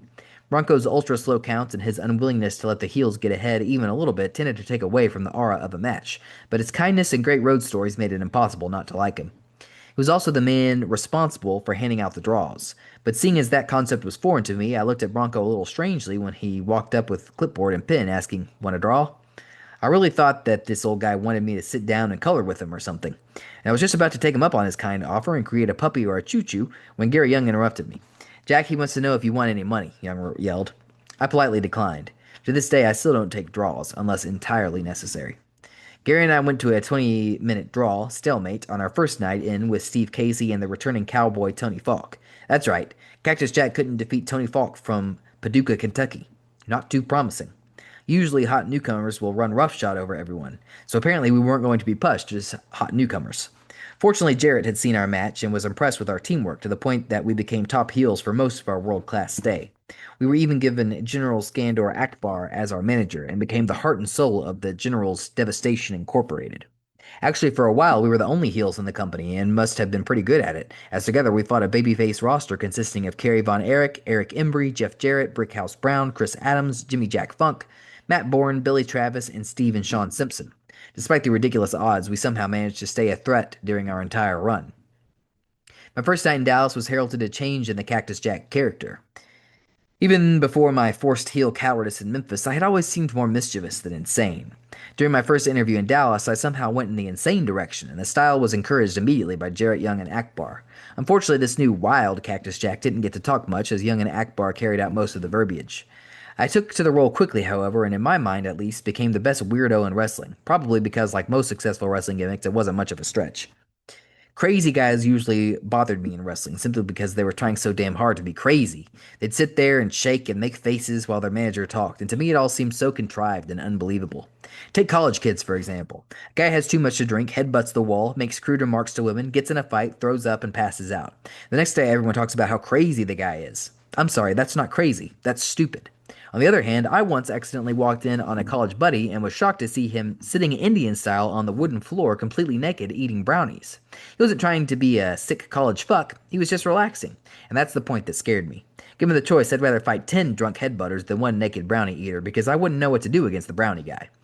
As Cactus Jack, that's the effect I was after. Moderation was the key, but it wasn't long before all the fans bought into Cactus Jack as a madman. I was a nice madman, however. Somewhat naive and simple-minded, to tell the truth. Much as I'd done in Tennessee with my non-New York accent practice at local honky-tonks, I began practicing my new Cactus Jack at the local Dallas night spots. It was as Cactus Jack that I met a pretty divorced mother of two named Valerie. She had been to the sportatorium for the first night that night with a friend, and when her friend approached me, Valerie became intrigued with me to the point that she invited me for dinner a few nights later. I only had one problem. I had met her as the nervous, paranoid, simple Cactus Jack, and didn't really know how to tell her that I wasn't really like that guy she had met. It was a hell of a predicament. Do I go as Mick Foley, explain the strange situation and hope for the best? Or do I continue my lie and go as Cactus Jack? I pondered it a while as I dressed in my typical attire of cowboy boots and pointed metal shoe toes, jeans, snakeskin belt with alligator claw buckle, rattlesnake tail earring, and surprise, red flannel shirt. It was an ensemble that one girl called the sleaze cowboy look. Now, as I write this, clothed in blue sweats, 2-day-old undies, a green Oscar the Grouch shirt, the same sneakers I wear in the ring, and, surprise, a red flannel shirt. I feel a little foolish about my Texas attire, but hey, come to think of it, there were a lot worse looks than mine in the 80s. Suddenly a realization hit me. Valerie had not invited Mick Foley over. She had invited Cactus Jack. Like most chicks, she would not dig poor Mick, while Cactus had a reasonable shot at nailing that shit. Sorry, I know that is crude, but when I thought of it, it made me laugh out loud, so I thought I'd include it. So rather than come clean, I continued my lie as it would continue for the next several months. I would get up from my Cactus Jack performances and would need time to unwind when it was over. Hey, it's not easy being on for hours at a time. Valerie was my first long-term relationship, but unlike other guys who claim she never really knew me, I was correct. She never really knew me. Eventually, Valerie dropped me, claiming, among other things, substandard sexual techniques. But I showed her. After having a taste, I was like a kid in a candy store, and I went on a short run of rampant promiscuousness that proved one of two things. Either Valerie was wrong about me, or she had quite a few people who would agree with her. Eric Embry was our booker in Texas and also doubled as a top good guy. The guy had to be a genius because, as a pudgy, sneaky heel, he was the last guy you'd think the fans would love, but over time they went crazy over the guy. Actually, he was very bright, wrote good television, and could wrestle his ass off. He had one trait that bothered me a little, though. Eric liked to be naked. I'd been told that Eric belonged to a nudist colony in Florida, and I believed it as he turned the sportatorium dressing room into his own personal colony. He would walk around giving instructions with his Johnson blowing in the wind, and I'd have to pretend not to see it. He reminded me of talking to a girl with huge hooters, as I would have to keep my eyes glued on his, so as not to look at his menacing member. Actually, if my shorts howls to hose like Embry's, perhaps I too would be prone to presenting my penis in public. But alas, the Irish curse had struck me hard, and I know that I would forever be destined to walk to the shower with my towel around my waist. Sadly for Eric, he was never quite the same after Robert Fuller came to Texas and showed how he'd earned the nickname Tennessee Stud. I could say this about Eric. He gave me a chance to do my best at a time when I was almost out of choices. I was never held back, never lectured about college, and never told to beg off from my opponent. He gave me the freedom to be myself, and I prospered with that gift. He also will go down as one of my favorite opponents, even if my favorite memory of him shows him in a somewhat embarrassing light. We were wrestling in a Thunderdome 10-man cage match in Fort Worth, Texas in March 1989 that Embry was a part of. A Thunderdome match is a cage in which each man is handcuffed to the cage. The last man left is then handed a key with which he unlocks his teammates to unleash 5 minutes of destruction on their helpless foes. The match was about 10 minutes gone, with about half the gang already cuffed when Embry, whom I had been beating on, made a comeback. To his credit, the pudgy little bastard had a lot of fire, and when he kicked me in the balls, I heard the crowd erupt. Embry began hitting me, and the reaction got even louder. Embry was feeding off the frenzy now, and he slapped his hands on the mat and came up shaking his fist in the classic, "Come on, you son of a bitch," babyface stance. The reaction was deafening. I couldn't help thinking, however, that something was wrong. The reaction was too loud, the frenzy was too heated, and despite the fact that he was the number one guy in town, Eric's response was too big. Something wasn't quite right. All right, and from my vantage point from the corner of my cage, I saw what it was. Terry Garvin, who was doing a gay routine as the beauty, had been handcuffed for a few minutes. As Eric stood clenching his fist and calling me a son of a bitch, Jimmy Jack Funk and Chris Adams had spread the beauty's legs, and Beauty was selling it big time. Funk, no relation to Terry, although at one point the World Wrestling Federation had claimed there was, and Adams threatened to maul Garvin's marbles. It seemed to coincide with Embry's posing, and in Eric's mind the reaction was his. In truth, I don't think anyone was even looking at us, but I didn't know how to break it to him. He was my boss, after all. If he wanted to believe that he was electrifying the crowd, who was I to burst his bubble? I would rather tell my son that there is no Easter Bunny. I felt so bad for the poor guy that I even broke tradition and began begging for mercy while he popped his eyes and puffed out his cheeks like Dizzy Gillespie on a hot trumpet solo. Sadly, by the time Eric let me have it, the beauty had already passed out from the fear. Eric's flurry of punches, which now had the crowd's full attention, were met with only moderate enthusiasm. Even though my star was on the rise in Texas, I lived as if it had fallen and had been buried. I would call the place I lived in a dump, but it would be an insult to people who actually live in dumps. The house was in the middle of Arlington, about 5 miles from Six Flags Over Texas. Oddly, I never made the trip to it, even though today I practically live to go to amusement parks. As in Nashville, I paid $50 a week for my room, but unlike Nashville, this $50 also covered food, laundry, and auto repairs. Also, unlike Nashville, my $50 a week included sharing the house with the biggest variety of losers ever assembled under one roof. Compared to these guys, I was like the Fonz or something. Wilson was the older guy who rented out the house. He was a nice guy, but his life was ruined by the fact that he drank literally from the time he got up in the morning until the time he passed out at night. In between, he would clean clothes, sit in the backyard, and prepare dinner, usually something extremely fried. Minutes after being served, Kyle and Roger, two Marine reservists about my age, would track Wilson down, sometimes block from the house, and force him to eat. "I don't want to eat," Wilson would yell as they dragged him in. Left to his own accord, Wilson would have much rather lived solely on hops and barley. Kyle and Roger seemed like decent enough guys initially, but I eventually realized that if these guys were protecting our country, we were in a whole lot of trouble. The two of them began hooked on an amphetamine called crank that was a huge deal in Texas, and they proceeded to throw their lives away. Roger inherited 19 grand during his time, which seemed like a fortune to me, and it was gone literally in 5 days. He threw a huge party for himself in the most expensive restaurant in Dallas, bought a motorcycle for cash that he promptly crashed, and spent the rest on medical bills. When it was over, he didn't even have enough money to buy Crank. Roger's former girlfriend was a horribly messed up 17-year-old girl named Allison, whose mother Susan was engaged to another guy in our house named Dennis. Dennis liked me enough to even invite me to his best man at his forthcoming wedding, but after he moved into Susan's place, I loaned him $50 and never heard from him again. Susan's best up daughter had once come on to Dennis, who defended his decision to nail her by saying, "Damn it, I'm a man," and she was turning me on. I felt bad for poor Roger, who truly loved that nympho chick until I found out that he and Kyle had once double teamed Susan while she was engaged to Dennis. Allison once came on to me too by exposing herself to me while I was sitting on her mom's couch, and even though, damn it, I'm a man, she was underage and my friend's former girlfriend, and damn it, I didn't need the hassle. One day I came home to see small drops of blood on the hallway carpet. Turned out that Dennis, who by this time had moved out, had returned and had been beaten up by another guy in the house named Thomas, apparently for borrowing money from Wilson. I didn't see Thomas, who was an ex-convict, all that much, and when I did, he always seemed real mellow. I understood his mellow demeanor when Susan's boyfriend banging bimbo of a daughter informed me that Thomas is a heroin-shooting motherfucker. When I asked her how she knew this, she cheerily replied, "Because I was just 13 the first time I got high with that motherfucker." Come to think of it, if she had called Kyle or Roger motherfuckers, technically she'd have been correct. Eventually, got tired of my surroundings, especially when my bike was stolen out of my room and I couldn't use the bathroom because one of Thomas' friends had passed out in there. Oh yeah, there was also a married couple in one room with a newborn. When the husband went to jail, the wife informed me that she was a lonely woman and that I could feel free to visit her room anytime I wanted to keep her company. I declined, partly because I didn't need an angry ex-con looking for me, partly because I wouldn't feel right about doing the nasty with a newborn in the room. I left the house in Arlington and moved into an apartment in Irving with a woman named Joanne who made tights for all the boys. Despite rumors to the contrary, I never had a sexual relationship with that woman, Miss Harris. I returned to the house in Arlington a year later and found things to be even worse than when I'd left. Wilson had died from alcoholism, Thomas had gotten married and moved out, Dennis hadn't been heard from, and Kyle and Roger were living in a van in front of the house. Saddest of all, Tippy the dog I had gotten from the pound for Wilson when his dog died had been put to sleep after Wilson's death. I remember the dog tied up to its house and starving for attention, and I regretted every time I came in late from a show and didn't pay her enough attention. For 10 years I have regretted that, especially because my new dog Delilah looks so much like her. Back on the wrestling front, I asked for some time off as we headed into April, as I hadn't been home for almost a year. I was given 5 days off at the beginning of May, during which I would meet up with my old buddies for a return to Cortland for 2 days and a visit with my parents for 3. As I planned my escape, 2 mistakes were made, one by me and one by the office. I paid for both of them. My first mistake was in not checking my schedule more carefully. If I had, I would have seen that we had only one show scheduled for the week before my trip.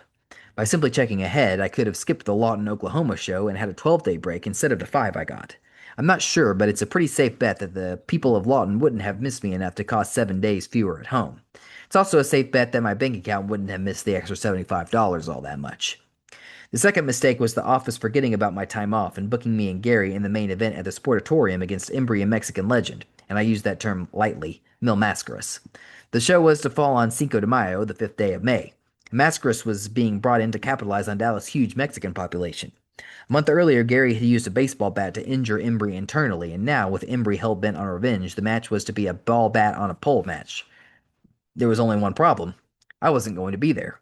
I went to Eric and expressed my problem. Embry assured me it would be all right. "How are we going to cover it?" I asked.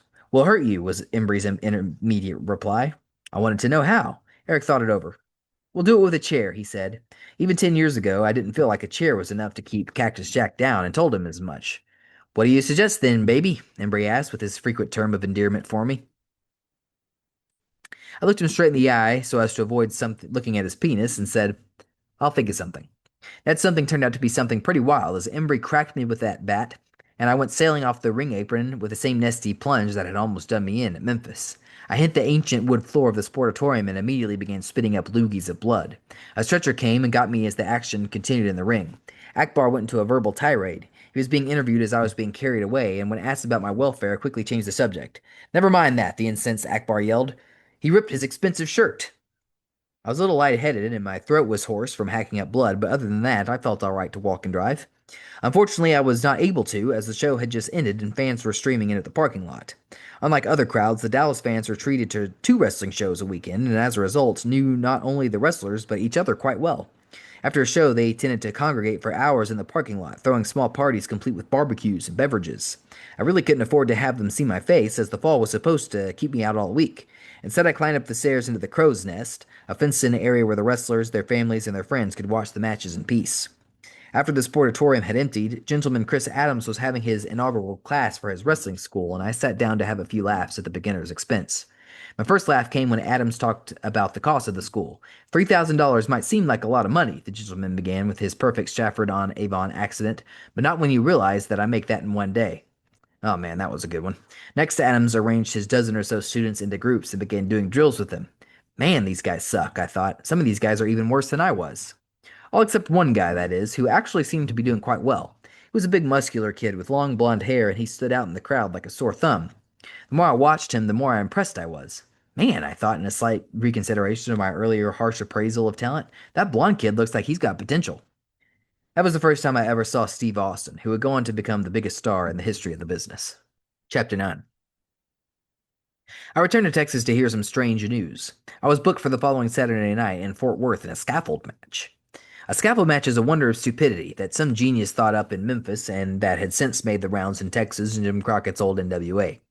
The object of the match was simple: knock your opponent off the scaffold. World Class bragged that they had the highest scaffold in the wrestling world. It had to be more than 20, maybe even 25 feet high.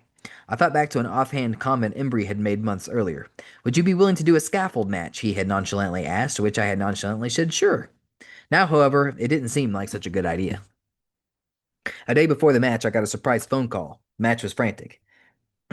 Jack, please don't do this match, it yelled. It was Valerie, the girl who had dumped me, and I paused for a moment to get myself in Cactus Jack mode. Why? I asked, waiting for more of this outpouring of emotion. Because you're going to get hurt, and I don't want you to get hurt, was her reply. Not bad, a lot of anguish in her voice, but I was going to make her pay for daring to suggest a sexual inadequacy on my part. I'm sorry, it's too late, I replied. It's already been booked. There's nothing I can do about it. Yes, there is, Valerie cried. Tell them that you can't do it. Oh, this was great, and now it seemed was the perfect time for a little sarcasm. What do you want me to do, Valerie? I asked. Tell them I can't do it because my ex-girlfriend won't let me? Yes, she yelled. Tell them anything. Just don't go up there. I'm sorry, I replied in much sadness before adding. And Valerie, in case anything happens to me up there, I want to say good luck. She was crying when she hung up the phone. I showed her. No one, and I mean no one, makes fun of my little buddy and gets away with it.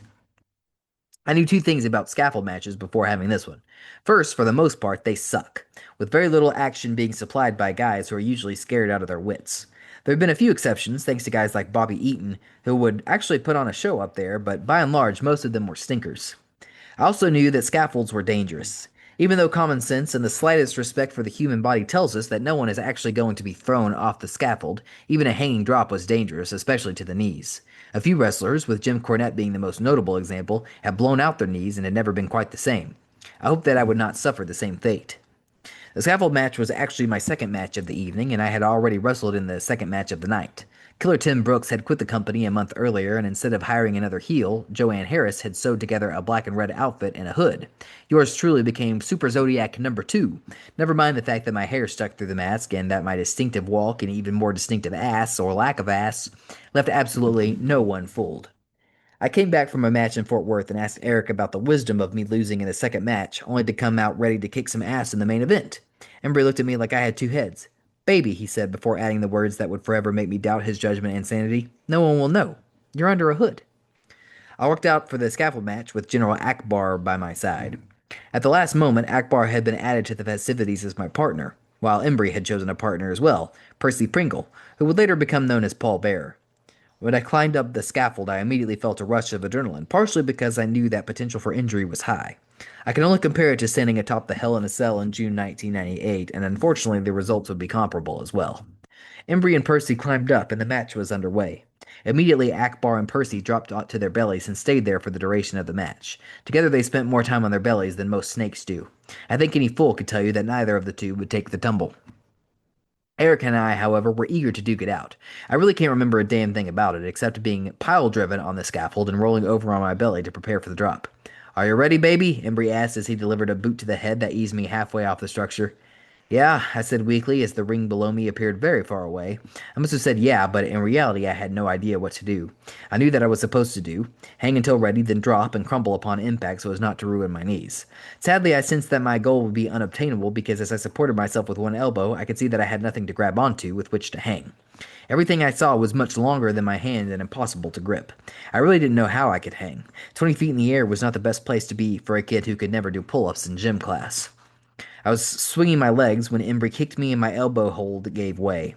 I must have been on a backward swing because when I dropped, I began to free fall face first, picking up speed and heading for disaster. As I was about to land, I put my hand down to block the fall and then landed in a heap. It was a good minute before I moved because when I realized where I was, Akbar was already on the mat. I tried to stand quickly and fell down. Two more wrestlers came from the back and together helped me make my way to the dressing room. The other wrestlers wore expressions of concern as I stumbled in. Are you all right? They all wanted to know. I assured them I was, but in reality I was far from okay. After sitting for a half hour, I tried to change but found it very hard to do so. Untying my shoes was extremely painful to attempt. Finally, Cowboy Tony came in and helped me untie my boots.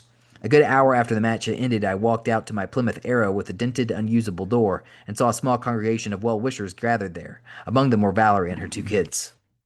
It was obvious that all three had been crying. I'm sorry, Jack, she cried. Can you forgive me? Sure, I said, and then in a true example of class, I treated her and the kids to Jack in the Box, where, against my wishes, the kids ordered sodas instead of free tap water. In retrospect, that made. That's a ridiculous story. In retrospect, that match at the Will Rogers Coliseum in Fort Worth was the beginning of the end for me at world class. I had my wrist x rayed, and sure enough, there was a small crack in a bone in my wrist. The doctor gave me a brace and told me to wear it for 2 weeks. 16 weeks later, my arm was taken out of a cast that extended all the way to my elbow. The doctor, who I later learned had a less than sterling reputation, had failed to correctly diagnose my cracked bone, and as being the vernacular bone, which due to my poor blood supply is one of the most difficult bones in the body to heal. I wrestled for 3 months with the cast and had some good matches.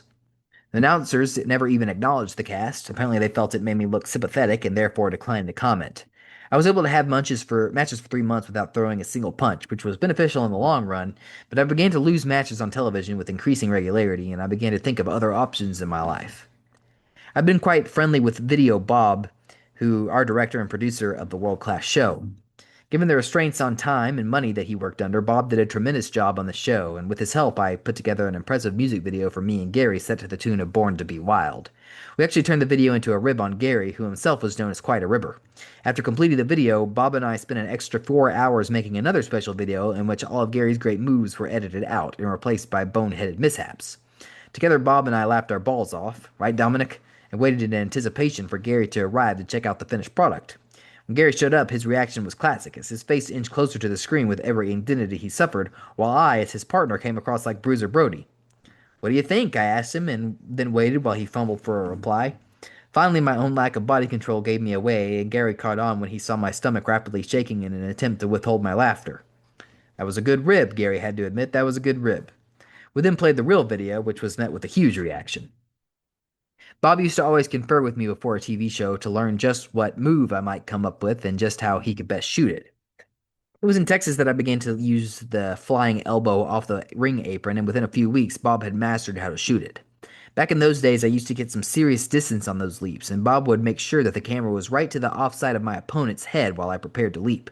When I took off, it would look like I was diving into the fan's living room, and the cameraman would occasionally shake the camera upon impact for added emphasis. My appreciation for Bob's work, along with my growing concern that I might leave wrestling both financially broke and physically broken down, led me to travel to the world-class studios in Las Colinas 3 days a week. In the editing suite, I would brush up on the latest technology, as well as do occasional voiceovers using my professional voice. So for any of you fans who have old world-class tapes from 1989, listen closely for the hardcore legend as he says, "Let's look back once again to the latest misfortune suffered by Eric Embry." In addition to learning quite a bit, I also had fun in that studio, although I'm glad to say I have never needed to use my technical skills. About this time, I received word from my friend Flamboyant Freddie Fargo that Jim Ross was interested in bringing me into Ted Turner's World Championship Wrestling. I was thrilled. This, I felt, was the answer to my dreams. I got the number from Freddie and anxiously called Ross, who was the head of the WCW booking committee. Ross informed me that the company was going to be looking for new talent and that I was high on their list. It was the greatest news of my young career. Yes, yes, yes. 2 weeks later, I received bad news in the form of a wrestling newsletter whose headline read, Ross resigns from booking committee. My heart sank past my stomach into my testicular region. No, no, no! With my spirits totally down, it was with great amusement that I read a fan letter sent to me at the sportatorium. I had received a few letters during my stay in Dallas, but this one took the cake. It was 5 pages of glowing tributes to me, including "Your eyes are as blue as the clear Texas sky," which they aren't, they're hazel, and something about having the strength of 10 men. She concluded her love letter by writing, "If you want me to write again, play with your hair when you get into the ring." Needless to say, I was flipping my flowing locks for the sportatorium faithful and for that one girl in particular. I wanted more of those compliments. As it turned out, playing with the hair was probably a mistake, as when I returned to Dallas the next week, there were 5 more letters waiting for me, each more ridiculous than the next. Someone pointed her out to me in the crowd, as she had written in the past to other guys as well, but not to the extent that she had written me. She looked so sad and pathetic that I didn't quite know what to say when I saw her standing by my car. "Are you the girl who's been writing to me?" I gently said. "Yes," she replied with a sad smile. "Is it okay if I continue?"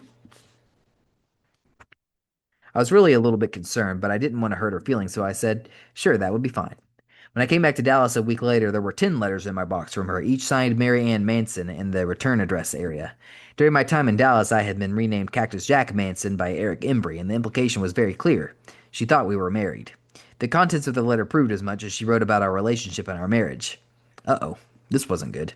I had my own personal stalker. I decided that enough was enough, and when I saw her by my arrow with a white rose in her hand, I told her in no uncertain terms that she was not my wife, and that I didn't want to hear from her or receive letters from her any more. That, I thought, was that. When I first got to the sportatorium on Friday night, I was relieved to find not a single letter in my box. Hey, I showed her who's boss, I thought, just as something caught my eye. It was her handwriting on a letter addressed to world-class announcer Mark Lawrence. The return address strangely still read Mary Ann Manson. I asked Lawrence if I could open his letter, and he obliged. The contents shocked me. By the time you read this, it read, "I will be dead. I was married to Cactus Jack, but something went terribly wrong. There was more, a lot more. The gist of the thing is that I had killed her. When I got home that night, I called the police station in her hometown and inquired about any recent deaths in the area. They reported none. The next week, I saw her in the parking lot.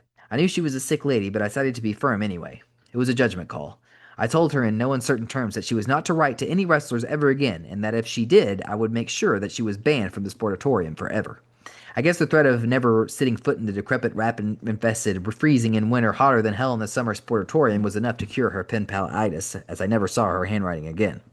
I did see her at the matches, but I made sure never to play with my hair.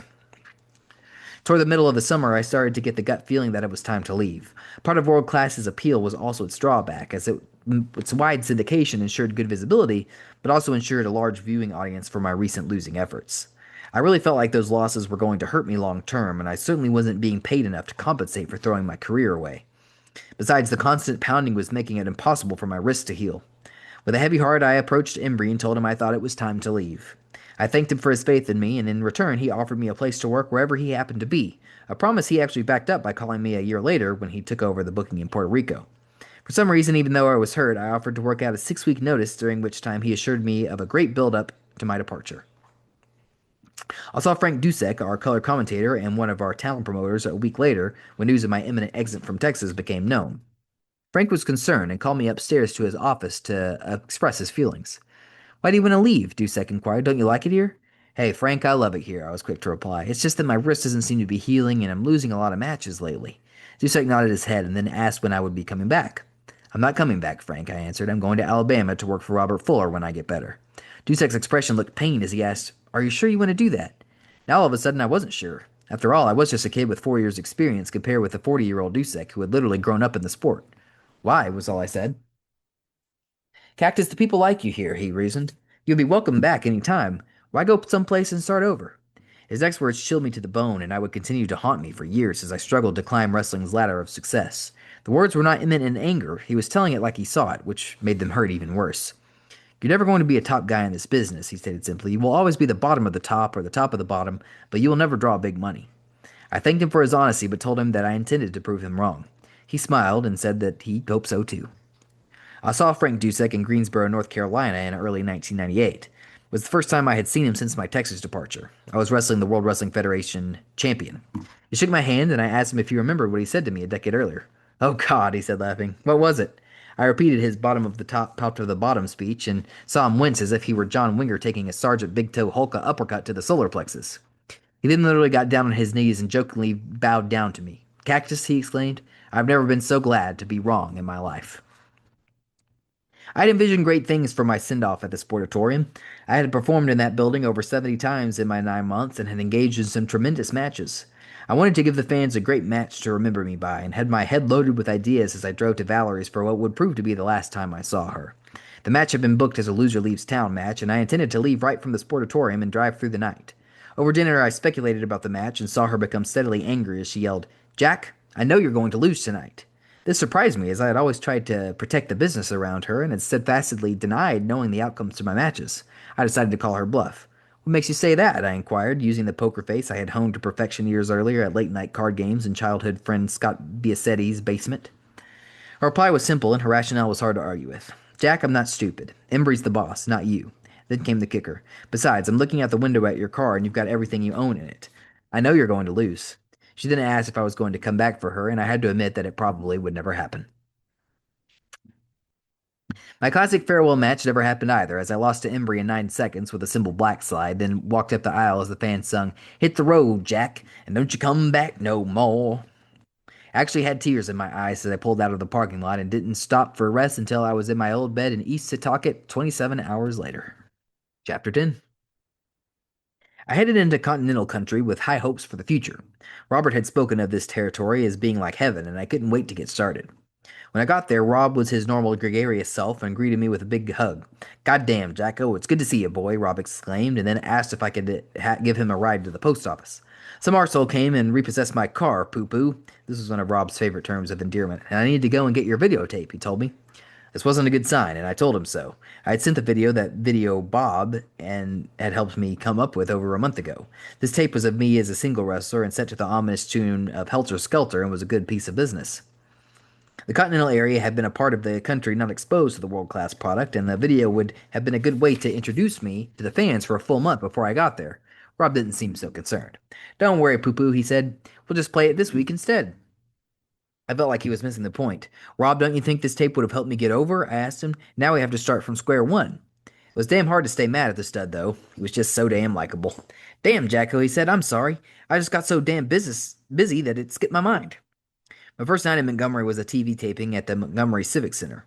I decided to make up for lost time by kicking ass right out of the gate. I clotheslined my opponent over the ropes and slammed him on the cold concrete floor, a good 12 feet from the ring. Quickly, I hopped up onto the ring apron and with a two-step approach came sailing off the apron with a perfect elbow. When I got to the back, I asked Scott and Steve Armstrong how the elbow had looked. "What elbow?" Scott asked. "The big one off the apron," I replied. "No, brother, I'm sorry, but I didn't see an elbow," Stevie let me know. I headed for the TV truck to see what was the matter. I was more than a little pissed. After all, the elbow is a painful thing to drop on concrete. It needs to be captured on film. Maybe I'd become spoiled by Video Bob at World Class and would have to point out the error of this veteran director's way. I opened the door and was shocked by what I saw. A bunch of scared kids looking at an angry wrestler. I immediately opted for the general approach. "Why didn't you guys tape my elbow?" I asked a pimply-faced teenager. Without a trace of sarcasm, but with a whole lot of trepidation, he looked at me and said, "I didn't really know how to tape elbows, sir." I thought I sensed what the poor bastard was thinking, so I gently explained a little bit about the wrestling business. "No, I'm not talking about physically taping my elbow for an injury," I said. "I'm asking you why you didn't videotape me when I was getting set to leap off the ring apron." "I'm sorry, sir," Pimpleface explained, "but this is only my first semester of television production." "College kids?" I went to Rob and got the lowdown. It turned out that multimillionaire David Woods, who owned the company, had been losing money on the wrestling business and decided to cut costs. One of the costs he cut was the production crew, who at one point helped make Continental a thriving territory. As a big believer in close-ups and camera angles, I was not high on our company's chances for success without a decent production crew, and felt that Woods' money-saving methods were unwise. I also didn't care for his decision to cut our payoffs. $40 was the minimum payoff for a show. Often I could wrestle in a single, come back in a tag, and end the night in a battle royal. For my extra efforts, I would be given an extra $20 a night and average out to a cool $220 for my 3-month stint in Alabama. Fortunately, we had the perk of a free 2-bedroom apartment chat in true starving wrestler fashion we jammed 6 guys into. The fact that I temporarily had to share a room with downtown Bruno tended to put a damper on the joyousness of the free roof over my head. Bruno was a true classic. A sniveling runt of a man, Bruno was the willing target of several funny but cruel practical jokes that seemed just a little too realistic for my tastes. One night in the dressing room, Bruno was reading off a list of African-American jokes that he consistently laughed the loudest at. Click! Suddenly there was a gun to Bruno's head, held there by a shaking Brickhouse Brown, who claimed he had had enough of your jokes, you white son of a bitch. Now I'm going to show you what a black man can do. Immediately Bruno's knees buckled and he burst into tears and begged for his life. Brickhouse and all the boys broke out laughing. Bruno, don't you know I wouldn't waste a perfectly good bullet on your worthless ass, Brickhouse explained. For a little guy, Bruno could throw down brews with the best of them, and his legendary drunken escapades became the butt of many jokes, the cruelest of which actually happened months earlier when I was with WCW. Sid Vicious had brought Bruno to the TV taping in some far corner of Alabama, where, per Sid's request, Booker Ric Flair began marveling at Bruno's managerial work. Brother, I've seen you work, Flair said to Bruno, and may I say you are the finest young manager I have seen in a long time. Bruno was beaming and lit up even more when Flair informed him, I think you'll have a new home right here in WCW. Suddenly, Flair began sniffing the air and asked Bruno if he'd been drinking. Yes, sir, Mr. Flair, a petrified Bruno replied, but defended himself by saying, but only one. Flair looked repulsed as he chastised poor Bruno. Look, I don't know what kind of organization you come from, the nature boy lectured, but we do not want drunks working here. Bruno was crushed. When I went out to wrestle, all the fans were on one side of the small gym in an attempt to make the place look full, all except Bruno, who sat in solitude with tears running down his sorry ass cheeks. After Sid let him in on the joke, Bruno instantly forgave him and joined him on the ride back home. To Sid's credit, he actually did bring Bruno to the World Wrestling Federation with him a few years later, which in reality was the only place Bruno really wanted to work. He remains there in some capacity to this day. Hell, he even had an action figure made out of him. Unfortunately, laundry was not something that Bruno was real good about, as I watched his dirty clothes pile up in a corner. One day I caught him digging into his dirty clothes pile for something to wear. What the hell are you doing? I asked. Bruno turned around and in all seriousness replied, well, they've been in the pile so long I figured they wouldn't be dirty anymore. Despite the financial woes, which were compounded by the fact that the territory was dying and our somewhat cramped living conditions, I had a decent time in Continental. All the wrestlers lived in the same apartment complex in Montgomery, including Brian Lee, who was married, and my old buddy Lou Fabiano, and the complex often resembled a big family. We'd have cookouts and play wiffle ball in the afternoon and sit around the pool all day on our off days playing crazy eights with Rob. Rob was addicted to eights and never ceased to entertain with his running commentary during the games. Come on, Poopo, come to old Rob, he'd say, while always threatening to drop a boss on you, which meant throw a joker down. Rob provided commentary on more than just crazy eights, so I discovered at a motel after a late night visit to Shoney's for all-you-can-eat shrimp night. Rob, Jimmy Golden, and I had done a pretty respectable job of costing Shoney's some money that night, and we each headed back to the Days Inn with full bellies as we called it a night. A few minutes later, I got up to get a soda and heard the unmistakable sound of Rob's voice. Oh God, here it comes, he moaned. I didn't know what the hell to think. What comes? Was Rob enjoying a private moment of climactic ecstasy, and if so, why didn't he sound all that ecstatic about it? A splashing in the toilet cleared up that mystery. Unless Rob was an unbelievably virile man, that splash that I had just heard was vomit, and Rob was doing play-by-play on the gastrointestinal action. Oh, that's not good, he bellowed, followed by a oomph and a splash. Oh, I think it was my heart that time. I was a frequent dinner guest at Rob's apartment and was often treated to the great southern cooking of his wife Sylvia. I learned the pleasures of cornbread and its many versatile uses, which included being crumbled into beef stew and being crumbled into milk. I also became close with Rob's two youngest daughters, Katie and Charlotte, who I believe were 7 and 5 at the time. I often took them to school, rode the rides with them at the Alabama State Fair, and have especially fond memories of reading to Charlotte every time I was over to their place. The little girl loved to be read to and should curl up on my lap like it was the most comfortable seat in the world. One day I picked up Rob in the trusty Arrow for a trip to the next town, and he had a huge gleam in his eye and a story he couldn't wait to tell me. Jacko, guess what I did just last night? He asked, and then continued without waiting for my response. I asked Charlotte if she wanted me to read to her, and she curled up right on my lap. I'm going to read to her every chance I get. I was genuinely glad that I could help Rob rediscover a simple joy in life that I treasure every chance I get with my own kids now. Yes, I had a good time in Alabama, but I couldn't completely ignore the fact that business sucked. The crowds were bad to the point that I was starting to get buzzed regularly on a couple beers in the back seat of my car following anemic attendance figures at our shows. I even responded to drinking a 32-ounce Colt 45 malt liquor out of a paper bag on one trip. Continental was, however, the place where Cactus Jack learned how to brawl. Rotten Ron Starr was a veteran wrestler with a forehead that looked like a pink taffy from all the years of bloodshed he had endured. He had come to the territory even though Fuller and Golden accidentally injured his neck years earlier. I had tried my first match with Rotten Ron in Meridian, Mississippi, and we clicked right away. Rob had cut a great promo about Starr, saying he was hot as Cactus Jack because Cactus had done a number on Starr's love child that he'd had with a little senorita down around El Paso. May have been a ridiculous premise, but Starr played it up big, to the point where he came across like one mad SOB when he tore into me in Meridian. It was a true give and take match, and with Starr giving out punishment and me taking it. We fought in the ring and outside it, up the bleachers and back down, and when I stumbled off into my dressing room, Starr returned to the ring to a huge ovation. The next day, Ron was putting me over big time and concluded by saying, "Do you know who you remind me of, kid?" My mind was started racing. Who? Harley Race? Terry Funk? Ray Stevens? His answer was a bit of a letdown. "Mike Boyette," he said, beaming. I only knew Boyette as the guy who had run off over 100 straight losses in Bill Watts' Mid-South group, and I guess Starr could see my confusion as he let me in on the fact that at his peak, Boyette the California hippie was the premier bump man in the sport. We took our match around the loop, always ad-libbing and always creating new twists along the way.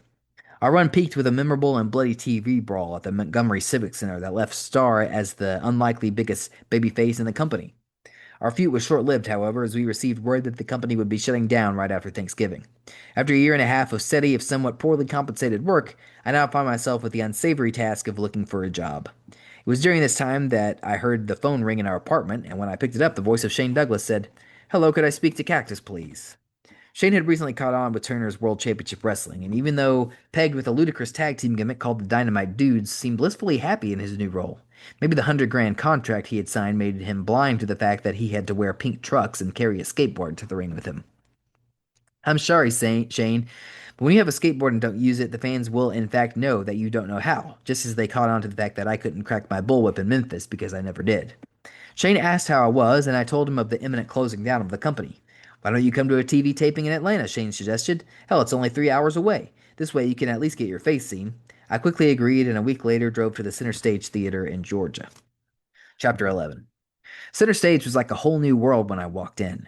I felt strangely like I had during my first day in the World Wrestling Federation dressing room back in 1986 as I watched all the big stars walk by. This time, however, some of the people actually knew who I was. "Love your finish, mate," came a deep voice with a strong New Zealand accent. It was Rip Morgan, who expressed his admiration for the flying elbow off the apron. A moment later, I spotted Jim Cornette, whose eyes lit up when he saw me. Brian Hildebrand was a mutual friend of ours, and as a result, Corny came over and hugged me like he had known me all his life. "God damn, Cactus, it's good to meet you, you crazy son of a gun," Corny exclaimed in his machine gun vocal style. "Hey, I've been trying to throw your name around as part of a tag team with Tony Anthony. He's a hell of a talker. We dress you up with weird stuff, sticking everywhere, making Brian your manager, and call you the Wild Things." Just then, Jim Ross came into view. Although no longer part of the booking committee, Ross was still WCW's play-by-play man, and he was taking a break between two tapings. He spotted me, walked over, and with less than full enthusiasm gave me a quick, "Cactus Jack, are you still alive?" before heading into the dressing room. Needless to say, it was not quite the greeting I had been hoping for. A minute later, however, Ross reappeared with Booker and five-time, at the time, world champ Ric Flair. He said, "Hello, how are you, sir?" for the first time. I should point out that Flair had two separate stints as Booker, one in 1989 and 90, and one in 1994. Suddenly Ross, who I thought had just blown me off, was singing my praises to Nature Boy. "Rick, this is Cactus Jack," he said. "He's a hell of a worker, hell of a talker," which was debatable, "and takes some great bumps." Cornette was next to give a glowing testimonial. "Rick, you gotta see this guy. You'll love him. Maybe you can put him under a hood just for one match and take a look at how he bumps for one of our top guys." Flair took it all in before asking, "What are you doing in 2 weeks?" I was tongue-tied for a moment before using my much-heralded mic skills to say, nothing. Flair nodded and said, "Come back in 2 weeks. When we have TV again, I'll take a look at you." During those 2 weeks, I read the Bible and watched the G-rated movie The Bear twice. I wanted to get on God's good side. I visualized my tryout match 1,000 times. I was going to come out with all guns blazing and was definitely going to showcase my flying elbow. I even visualized my big promo just in case. I hadn't been given a chance to talk in months, but I knew in my heart that when called upon, I could deliver the goods. When I arrived at Center Stage, I looked at the lineup sheet and felt all of my visualization come devisualized. There in black and white for all the world to see were the following words: R. Fargo and Cactus Jack versus the Steiners. This wasn't going to be a tryout. It was going to be a slaughter. The Steiners weren't just wrestlers. They punished you. Rick threw the hardest clothesline in the business, and Scott seemed to make up suplexes as he went along.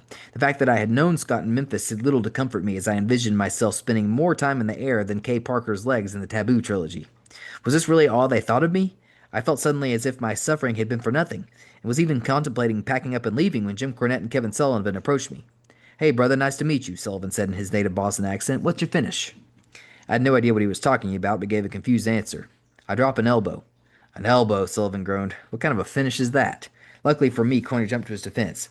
"Kevin, you gotta see it. It's the damnedest thing you've ever seen. He comes right down the apron and drops the elbow right on the concrete. Sullivan seemed impressed. You drop an elbow on the concrete, brother? He asked. I'll tell you what, he offered. After your match with the Steiners, I want you to drop that elbow on your partner. Got it, brother? No matter what Rookie or Scott do to you, I want you to get up and drop that fucking elbow on your partner. As it turned out, the Steiners did quite a lot to me. I was slapped so hard that my jaw swelled, was clotheslined damn near out of my shoes, and was taken down to the campus by my old buddy Scott. I was hyperventilating badly, due mainly to nerves, as I hadn't been in the ring long enough to qualify for such an exhausted state. As I lay there panting, I wondered briefly if maybe I wasn't cut out for the big time. Maybe I belonged back in Tennessee or in Texas where I could continue play bleeding for dollars. Unbeknownst to me, however, Sullivan was making me out to be a star on color commentary. Look at that, Jim, Sullivan marveled. I've seen every wrestler take the Steiner line, clothesline, but this Cactus Jack just got right back up. There's something that's not quite right about this guy. I always felt like Sullivan was a very underrated color guy and that he constantly put over the wrestlers and the angles as opposed to pushing himself. I actually benefited greatly from his wisdom and perception on color, as I would from Jim Ross on play-by-play over the next decade. When I tagged in Fargo, the Steiners put him through a quick series of torturous tumbles and ended the match. I waited until they left for my big chance to shine. Here I go. I helped Fargo to his feet in an act of mock consideration. Once the poor guy was erect, no, not that way, I let him have it. A series of forearms to the head were followed by a toss out of the ring where I continued to pursue him on the floor. I picked up Fargo, carried him a few steps, executed a backbreaker, and deposited him suddenly on the cold concrete floor. Eagerly, I hopped back up on the ring apron, turned around, and got ready to pounce. Oh my God, I thought in panic, I'll never reach him. Without exaggeration, Fargo was at least 17 feet from the ring. Bob Bierman or Carl Lewis would have had trouble reaching him, let alone Mick Foley, who at a height of 6'4", had barely grazed the rim of a basketball hoop in a single time. What else could I do? I thought about an alternative, but quickly realized that I couldn't possibly jump down, pull him in closer, jump up on the apron, and do it again. Instead, I took a deep breath, took my two-step approach, and pushed off with as much force as my legs could provide. I came up about 1 foot short and landed hard on my hip with a huge thud that caught Fargo with my outstretched arm. All in all, it was a pretty impressive debut, and my adrenaline surged when I felt the reaction of the crowd. You were the star of that match, wrestling personality Joe Pedicino told me as I walked into the backstage area. You think so? I asked, to which he replied, Hey, it was your replay they showed, not the Steiners. Many of the guys who had never seen me wrestle were impressed with both my big elbow and my character, and they were patting me on the back and giving me encouragement. Arn Anderson, who on that very day was making his return to WCW after a year with the World Wrestling Federation, walked by with a strange look at this strange kid who had just done those 17 feet onto a concrete floor. Cactus Jack, he began in his distinctive North Georgia drawl, you just don't have any sense. I thought about what he'd said and gave him an honest appraisal of the situation by replying, No, but I don't have any dollars either. Point well taken, replied Arn. Arn was the king of the put-down, and I quickly learned that it was a compliment and not an insult to be put down by Arn. When the taping was over, I was approached by Sullivan and Flair. Sullivan was not shy about his high ambitions for me, and Flair seemed impressed, if slightly stoic. We're going to put you on the road in about a month, Flair informed me. In the meantime, we'd like you to make our next TV tapings in the Carolinas. I'm not sure what you'll be making, but it will probably be in the neighborhood of $1,000 a week. I can't guarantee that, but I can guarantee you'll be making a comfortable living. Comfortable my ass. At $1,000 a week, I would be rich. I know I've written some things about Flair that could be construed as unflattering, and believe me, before I'm through, I'll write a lot more. But personal feelings aside, Ric Flair is one of the very best to ever walk that aisle, and I will always be proud of the fact that it was the Nature Boy who hired me. When I returned to Montgomery, I worked my last few shows for Continental and then loaded up to Plymouth for my adventure into the Carolinas, which would be more or less halfway to East Setauket. With a friend's wedding coming up, to be followed by Christmas, I would be able to relax, rest up, and bask in the glory of $1,000 every week. First, however, I had shows in Greensboro and Raleigh, North Carolina to finish. Greensboro had been a long-time hotbed for the NWA, but had fallen on hard times in the previous few years. The building was less than a third full, but as usual, WCW shifted the crowd to one side to give the illusion of a full mass. Even with a lot of empty seats, 5,000 fans were more than I'd seen in my last month of shows in Continental combined. I was scheduled to tag with Nasty Ned Brady, who is one of my all-time favorite underneath wrestlers, against the team of Wildfire Tommy Rich and Ranger Ross. Rich was a former NWA world champ who went on to manage in ECW, and Ross was a former Army Ranger with a colorful background. The match, as Jim Cornette so elegantly put it, sucked a dick. But as Nasty Ned tagged in, I waited in nervous anticipation for my chance to follow Sullivan's instructions to drop the elbow on Nasty Ned, brother. Sure enough, Ned fell to the might of Rich and Ross, and even though Ned and I had not worked well as a team, I came in to lend a hand. Look at that, Gordon Soley, the dean of wrestling announcers, pointed out. There's Cactus Jack helping his partner up. Oh no, he's not. As soon as Ned had gotten up to his feet, I put my arm around him just long enough to slip my left leg around his and deliver a quick Russian leg sweep that sent us both down backward to the canvas. From there, I proceeded to put the boots to poor Ned and set him up against the ropes for the cactus clothesline that sent us both tumbling over the top. Ned hit the floor and rolled into such a perfect position that I didn't even need to move him or slam him. I sailed off onto the boards covering the Greensboro hockey ice with a perfect 10-foot elbow. When I looked up, the camera was pointing right in my face. For some reason, the B-52 song Love Shack came into my head. For a reason still unknown to me, I looked up at the camera with my fingers, pointed like pistols, recited the bang, bang, bang on the floor, baby part of the song. A catchphrase was born. The next night, we worked at the Dorton Arena in Raleigh, where I had my first singles match with a talented young wrestler on the rise named Flyin' Brian Pillman. I went to full tilt 8 minutes with Brian, and we turned out a match that was excellent in quality and intensity. Terry Funk was doing the color commentary on the show, and if you listen closely, you can hear the Funkers' admiration shining through. I lost the contest, but refused to leave the ring and was still there when Sting came out for his match. Being the hero to the little stingers that he was, Sting didn't take kindly to my poor show of sportsmanship and proceeded to beat me up all around ringside, including a backdrop over the guardrail that had the Dorton Arena fans oohing in unison. Despite the fact that I had been both beaten and beaten up, I was on cloud nine when I got back to the dressing room because I knew that I'd done well. Minutes later, Sullivan, Funk, and even Buzz Sawyer were congratulating me on the match. Unfortunately, it was probably the only time that Buzz was ever nice to me, but hey, that was one more time than most of the young guys got. Kevin walked up to me as I was dressing and sat down to talk. Brother, he said, I was going to make it my personal goal to come up with as much weird shit as possible for you to do. He would prove to be true to his word in that regard. That night I got into the Arrow and headed for home, stopping only at my old friend Meg Morris' house in Richmond, Virginia, long enough to rest for a few hours, then drive the 400 miles home with Van Morrison on the radio and big plans on my mind. I made it home in time to go out with my buddies at night, a decision that almost derailed my wrestling plans permanently. A friend of mine, Gene Nagel, was getting married the following day and was having a small pre-wedding party in a bar named Billy's in Port Jefferson. Hearing of the prenuptial plans, I hopped into the back seat of a car driven by my second-grade buddy Dan Hegarty. Along with Dan Willisher riding shotgun, we took off from the park bench in Stony Brook, just 4 miles away. I was really enjoying myself that night and was in the middle of reminiscing about our mutual landscaping experiences when wham! Our car was destroyed. I'd been in mid-sentence with my last word being sprinkler when a car without its headlights clipped us almost head-on with the driver who, as it turned out, was a guy I had known since I was 10, attempted to turn into his street. Immediately, I realized that my front teeth were gone. Yeah, sorry to kill my hardcore reputation, but the missing teeth were not the result of Sting kicking them out in Raleigh, as I have claimed for the past 10 years. Also, since then, I've had other teeth knocked out, so I don't feel all that bad about deceiving wrestling fans around the world. Aside from the teeth, I had horrible pain in my right shoulder, which made it almost impossible to move. Are you all right? I called out, to which there was no reply. Are you guys all right? I repeated, but again, no answer was forthcoming. I looked up in front and saw both Dan slumped over, unconscious. My heart sank as I feared the worst, but I managed to roll out of the car through the back door, which had been opened upon impact. I tried Willisher's door, but it wouldn't open. I can't honestly explain why I didn't try Hegarty's. Instead, I walked into the road to wave down help, but was dismayed to see the first few cars whizzing by the accident scene. I wondered out loud, what kind of prick would bypass 2 total cars and an injured man? But then I realized that I was in New York, and that the number of potential pricks capable of doing such a thing would probably make Santa Claus good kid, bad kid lists look like the Cliff Notes version of famous Jewish sports stars by comparison. Finally, the third car stopped and took me to downtown Port Jefferson, where I limped into a restaurant and dialed 911. On the way back, I realized that I could stick my tongue through a gash underneath the left side of my lower lip. By the time I got to the accident scene, 2 ambulances were already there, and I helped out of the car, thanked the driver for his help, and attempted to climb into the back of the ambulance. I think I belong in here, I said to an EMT who questioned my move, and then I heard an urgent, we've got a bleeder. I looked down and saw blood oozing through my black jeans and down onto the cheap snakeskin boots I had bought at a discount track store in Nashville.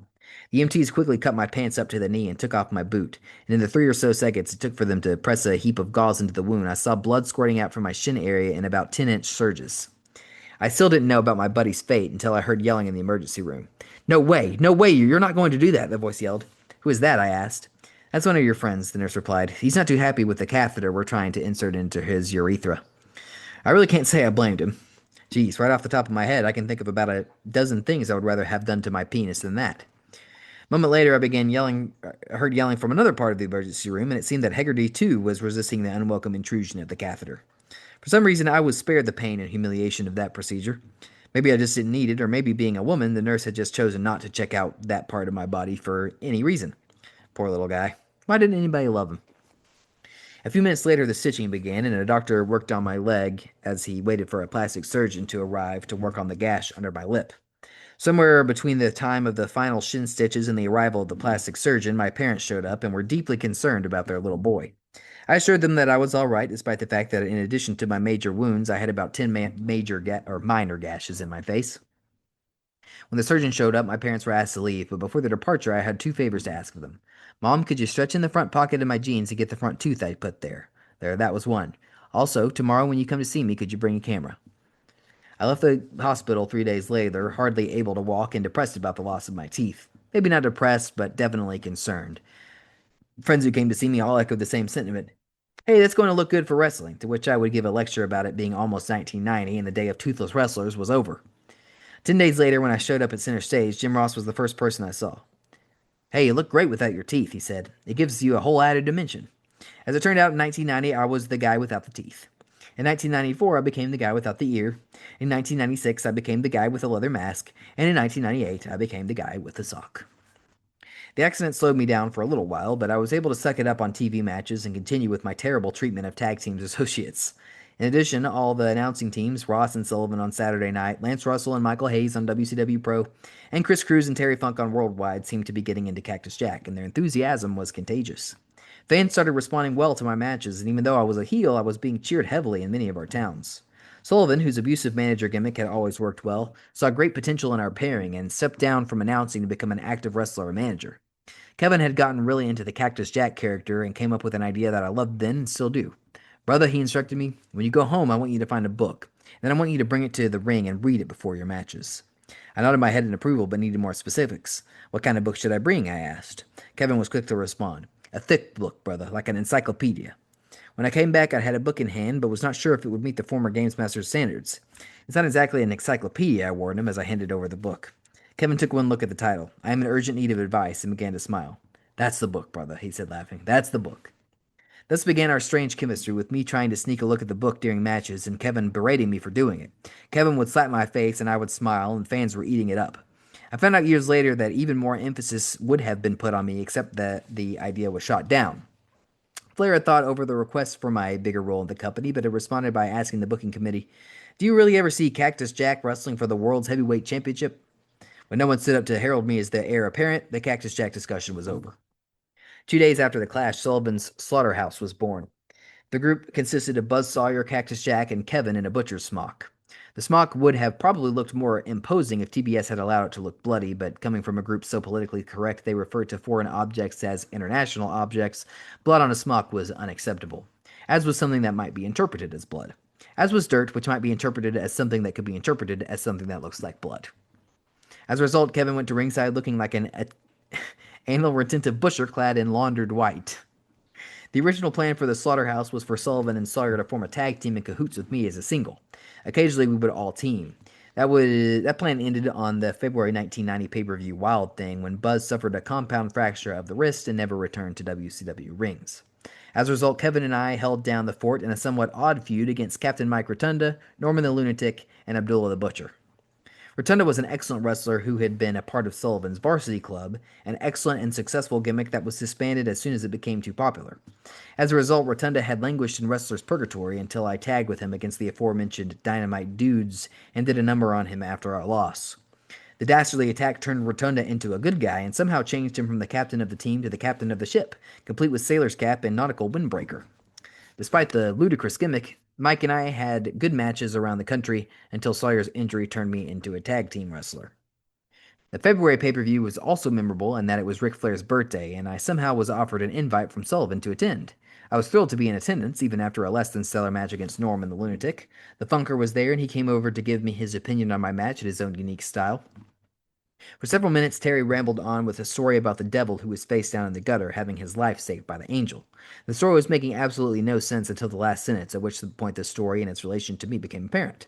When the lovely angel was asked why she would save somebody as despicable as the devil, the angel fluttered its wings, strummed its harp, and replied, "Don't you understand? Without him, there is no me." Terry then looked at me and said in his soft West Texas mumble, "Cactus Jack, Norman tried to be an angel out there, but you wouldn't let him because you were not the devil. People can talk about your bumps all they want, but until you learn to be the devil in the ring, you will never be all that you can. I nodded in agreement with Terry, who seemed pleased to have had me sit for a spell underneath his learning tree. Dennis Brent was a friend of mine from Dallas who is currently the WCW magazine editor. He had witnessed the entire Angel Devil parable and couldn't help but notice the Funker's interest in me. Terry, Brent began, it seems like you like Cactus because you see a little bit of yourself in him. It was a very astute observation on Dennis' part and deserved an equally astute response, which Terry quickly provided. I don't see shit in him, the Funker claimed, but said it in such a way that I knew he agreed with Dennis. Since that time, Terry and I have inflicted punishment on each other that night that might well carry jail time if it was done on the street. But as Casey and the Sunshine Band once put it so well, that's the way. I like it. As much as I wish it weren't true, my first stint in WCW spanning late November 1999 to mid-June 1990 will best be remembered for my match at the February 10th Clash of the Champions. Unfortunately, I hated the match and considered it one of the biggest letdowns in my career. For years, however, it was the most frequently talked about subject of my career, so I'll at least try to touch on it. The horrible chain of events started some 2 weeks earlier when Jim Cornette approached me with what he thought was great news. Guess who they got you working at the Clash against? Corny beamed and then shot down my first few guesses. Nope, you're going to be working with Mil Mascaras.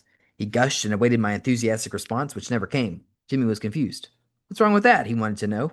I decided to cut around all the fat and get right to the meat of the subject. Mascaras sucks, I stated, and the match is going to suck. Jimmy nodded, but I wasn't done with my honest assessment of the man who had been a legitimate legend, sports hero, and film star in his native Mexico for over a quarter of a century. This may have been true, but in my dealings with Mascaras in Texas, I found him to be selfish, redundant, and lousy. Jimmy, why is he coming in? I asked, and Corny quickly let me know. It's just for a couple shows in the Texas border towns. This didn't make a whole lot of sense to me. If they wanted Mascaras to draw fans in towns with heavy Mexican populations, why couldn't they put him on before the televised matches started, instead of both stinking up a nationally televised Clash, which was TBS's most heavily hyped wrestling show, and sinking my career, which had been going so well? Jimmy, I'll do it, I said, but I can't promise that it won't be a stinker. Cornette seemed to understand my feelings and said that as color commentator he would try to make me look good on the show. I arrived in Corpus Christi, Texas several hours early for the show and was delighted to hear that Mascaras had missed his flight into town. Immediately plans were changed and all of a sudden I was set to wrestle my old partner Rick Fargo instead. This was great. Not only would I not be in the ring with the ungiving Mascaras, I was actually going to win a match in the Clash. So I guess I don't have to explain how dejected I was when I saw the Mexican legend show up a half hour before the match. As it turned out, he hadn't missed the flight. He had just wanted to sit around the arena for a few hours, so the prima donna booked a later departure. Obviously, the visions of grandeur I had set in my mind for Fargo were not going to apply with Mascaras, so I quickly went back to the drawing board. I knew that it was useless to try to talk to Mascaras, so instead I talked to Cornette quickly before he went out for the show and alerted him a big move I was going to do. He told me that he was going to do his best to make me look like the star of the match. He didn't let me down. Much as I had predicted, the match, to use a Cornette term, sucked the dick. But when the time was right, I made the most of the young audience forget that Mascaras even existed. I briefly took over on the used-up loser and threw him to the outside where he gingerly landed. I then picked him up and gave him a weak backbreaker that he was so frightened to take, he actually put his hands and ass down on the ground so that he finished the move in a sitting position. Come on, Mill, I thought. Show a little bit of pride in your work. At that moment, I wondered if having the ability to suck in your stomach and walk on your tiptoes for 25 years was really all it took to become a legend in the business. Then again, bell bottoms were big in the 70s, so also, there may have been a lack of sense all the way around. With Mascaras looking about as pained on the floor as a Swedish massage recipient, I hopped up on the ring apron for the big elbow.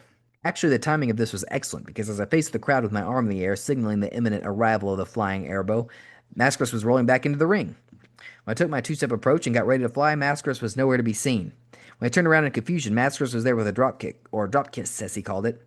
When he hit me, I went sailing backward several feet, and as I came specking down with what was then my 265 pounds, cameraman Jackie Crockett caught the impact perfectly with a low-angle shot that made it look like I was crashing right into living rooms around the country. In reality, it was the same nasty plunge that I'd done previously in Memphis and Dallas, but this was a nationally televised live event, and fans around the country and the world had never seen anything like it. "Oh no!" Cornette screamed. "Cactus Jack is dead!" It was one of the greatest calls I've ever heard. As I lay there stunned, two replays showed the sickening bump, while Ross and Corny both agreed that the match, if not my career, was over. When the camera came back to me, I was on my knees, struggling to get back in the ring. Cornette went back into the action and dramatically yelled, "No human being could get back up after that, but Cactus Jack is doing it!"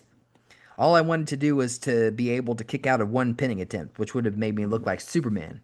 But when I earlier had told Flair of this plan, he told me in no uncertain terms, "This match is not about you. No kickouts." So instead, Mascaras pinned me and walked to the back as I waited for indignity number two to transpire. The Clash in Corpus Christi featured a live band that played during the commercial breaks to entertain the crowd. And when they came back from commercial, I was still at ringside and was being enraged by the lead guitarist, who, I guess, was supposed to mock me. As a result, I tried to go after the skinny guitarist, only to be confronted by their buff drummer Wolf Wild, who was really New Jersey independent wrestler JT Southern. Southern and I got into it, but the fans were not supposed to know he was a wrestler, so it looked to most of the viewing population like I was getting my ass kicked by a musician. After the show, Joe Blanchard, an old time wrestler and promoter who was currently in charge of the wrestling ring crew, offered to take me on as well. Well, you already put over a wrestler and a drummer, Blanchard said, laughing. I figure you might be willing to put me over too. In retrospect, my WCW run would have been better served if I had stayed a single wrestler, but we certainly provided some excitement as a tag team. Eventually, Bam Bam Bigelow was added as a third partner in our group, and we went around the country with a combination of tag team matches and six-man events that were met with great response. One day I opened my check and thought that a mistake must have been made. I was paid too much. As Flair had said, I was averaging $1,000 a week at that point, with 5 shows a week for $200 a shot. Suddenly I had a check for $3,000, and I commenced to reading the numbers to find out where I'd gone wrong. I looked at the 10 individual payoffs, which were all $200. Then at the bottom of the page, I saw a statement that confused me. Per agreement, $1,000, which totaled the mysterious $3,000 payout. I called up the office to find out what was wrong, and my worries were put to rest immediately by Jim Barnett, an old promoter turned front office person whom I had heard incredible stories about from both Dominic and Fuller. My boy, Barnett said in a voice that couldn't be considered gruff, we are very happy with your efforts here, and we decided that we're going to start paying you $1,500 a week. I didn't know what to say except, thank you, Mr. Barnett, to which he quickly responded, no, thank you, my boy. When he hung up, I danced around my room and thought of all the ways I would spend my newfound wealth. Then I got a better idea. I wouldn't spend any of it. Sure enough, for the first time in my life, my bank account started to grow. Aside from my road expenses, which were around $100 a day, I had a few bills to pay, because I lived with my parents and was regularly putting away $1,000 a week. I was wrestling hard, having fun, and in my mind at least, I was one wealthy SOB. Actually, after 5 years in the business, I had pulled in a grand total of $30,000 before my WCW stint, so I probably had several $1,500 weeks to go before I could even qualify as destitute. I was regularly traveling with Jim Cornette and his Midnight Express, which consisted of Sweet Stan Lane and beautiful Bobby Eaton. Stan was like the ultimate bachelor, and even traveling with me didn't seem to tarnish his image with the ladies. One night I saw Stan opening his door carrying about 10 jumbo-sized bottles of baby oil, and I didn't have to wreck my brain to figure out what was going on in Stan's room that night. Actually, I never had to use my mind to figure it out. A drinking glass pressed to my ear and held against the wall usually told the tale rather explicitly. Beautiful Bobby was one of the true greats in the sport. Aside from being perhaps the most underrated superstar in the business, he was also its nicest, and stories of Bobby's generosity were commonly recited in the dressing room.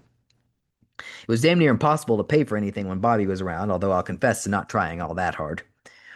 One night when we stopped for gas, a bum approached us as we got out of the car. I didn't say too much to him except, "Hi, Mr. Snow." Just kidding, Al, as I pumped the gas.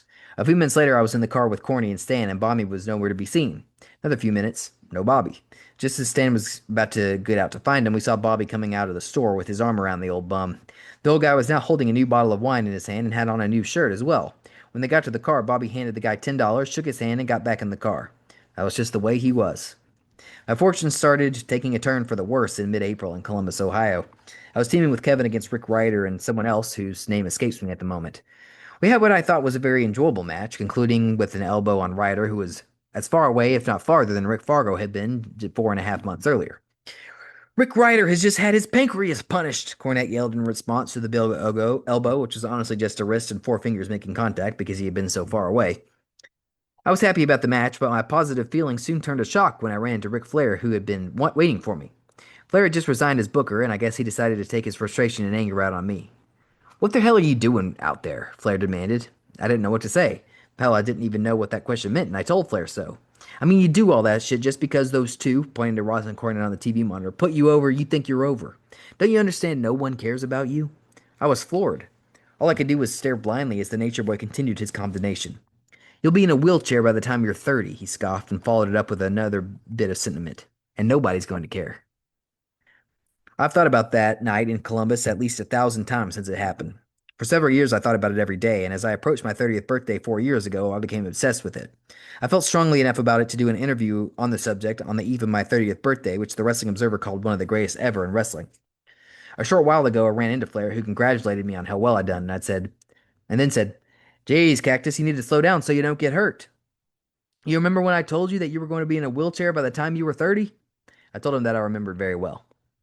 For a few weeks, WCW went ahead without a lead booker. When I found out who the new booker was, I was wishing Flair had never left, Columbus dressing room incident or not. Ole Anderson was a wrestling traditionalist who had not shown a whole lot of enthusiasm for my character or my style since I met him. Ole had just retired in February and had been around in some capacity since then, I think as a road agent. He continuously teased me, usually about my ass, and even compared it to the McGuire twins, which was a little ridiculous because the twins weighed over 600 pounds each. Now that I think about it, for such a tough guy, Ole sure did spend a lot of time talking about my ass. I felt like I knew that my days were numbered, so I decided to have a talk with Ole. To his credit, Ole talked to me for a long time and did have some noteworthy points. Among them was an analogy to war atrocities, which I have since learned is one of his favorites. "God damn," Ole began, "there's a guy walking across a war-torn country, and he comes across a girl who's been killed by a bomb. The guy drops to his knees, and goddamn, he cries that it's the worst thing he's ever seen. Oh my god, it's terrible. Look at that poor little girl. I can't go on. When the guy gets up, he walks a few steps and sees 5 kids who have also been killed and burned by a bomb. Oh god, this is really bad, he thinks, but gets up and walks until he sees 10 girls who have been killed and says, what a shame, as he walks by. By the time he gets to 100 children who have been bombed and killed, he doesn't even slow down to look. He just doesn't care anymore." I understood Ole's point, but he wasn't quite through yet. "You see, kid, the marquee says wrestling," he grumbled. "That's what we're going to give them. If people wanted to see your goddamn trampoline act, they would buy a ticket to see Kathy Rigby." He also said a bunch of things that started with, "back in my day," and by the end of our talk, I could pretty much see the writing on the wall. Still, I hung around for a little while simply because of the money. A few weeks later, I had talks with Kevin Sullivan, Jim Cornette, and Jim Ross, and then gave Ole my 1 month's notice. He didn't exactly beg me to reconsider. I finished up on June 10th in Hollywood, Florida, and flew home the next day feeling like I could take on the world. My name had gotten around to several independent promoters, and I already had several bookings lined up. I was ready to enter into the next phase of my career.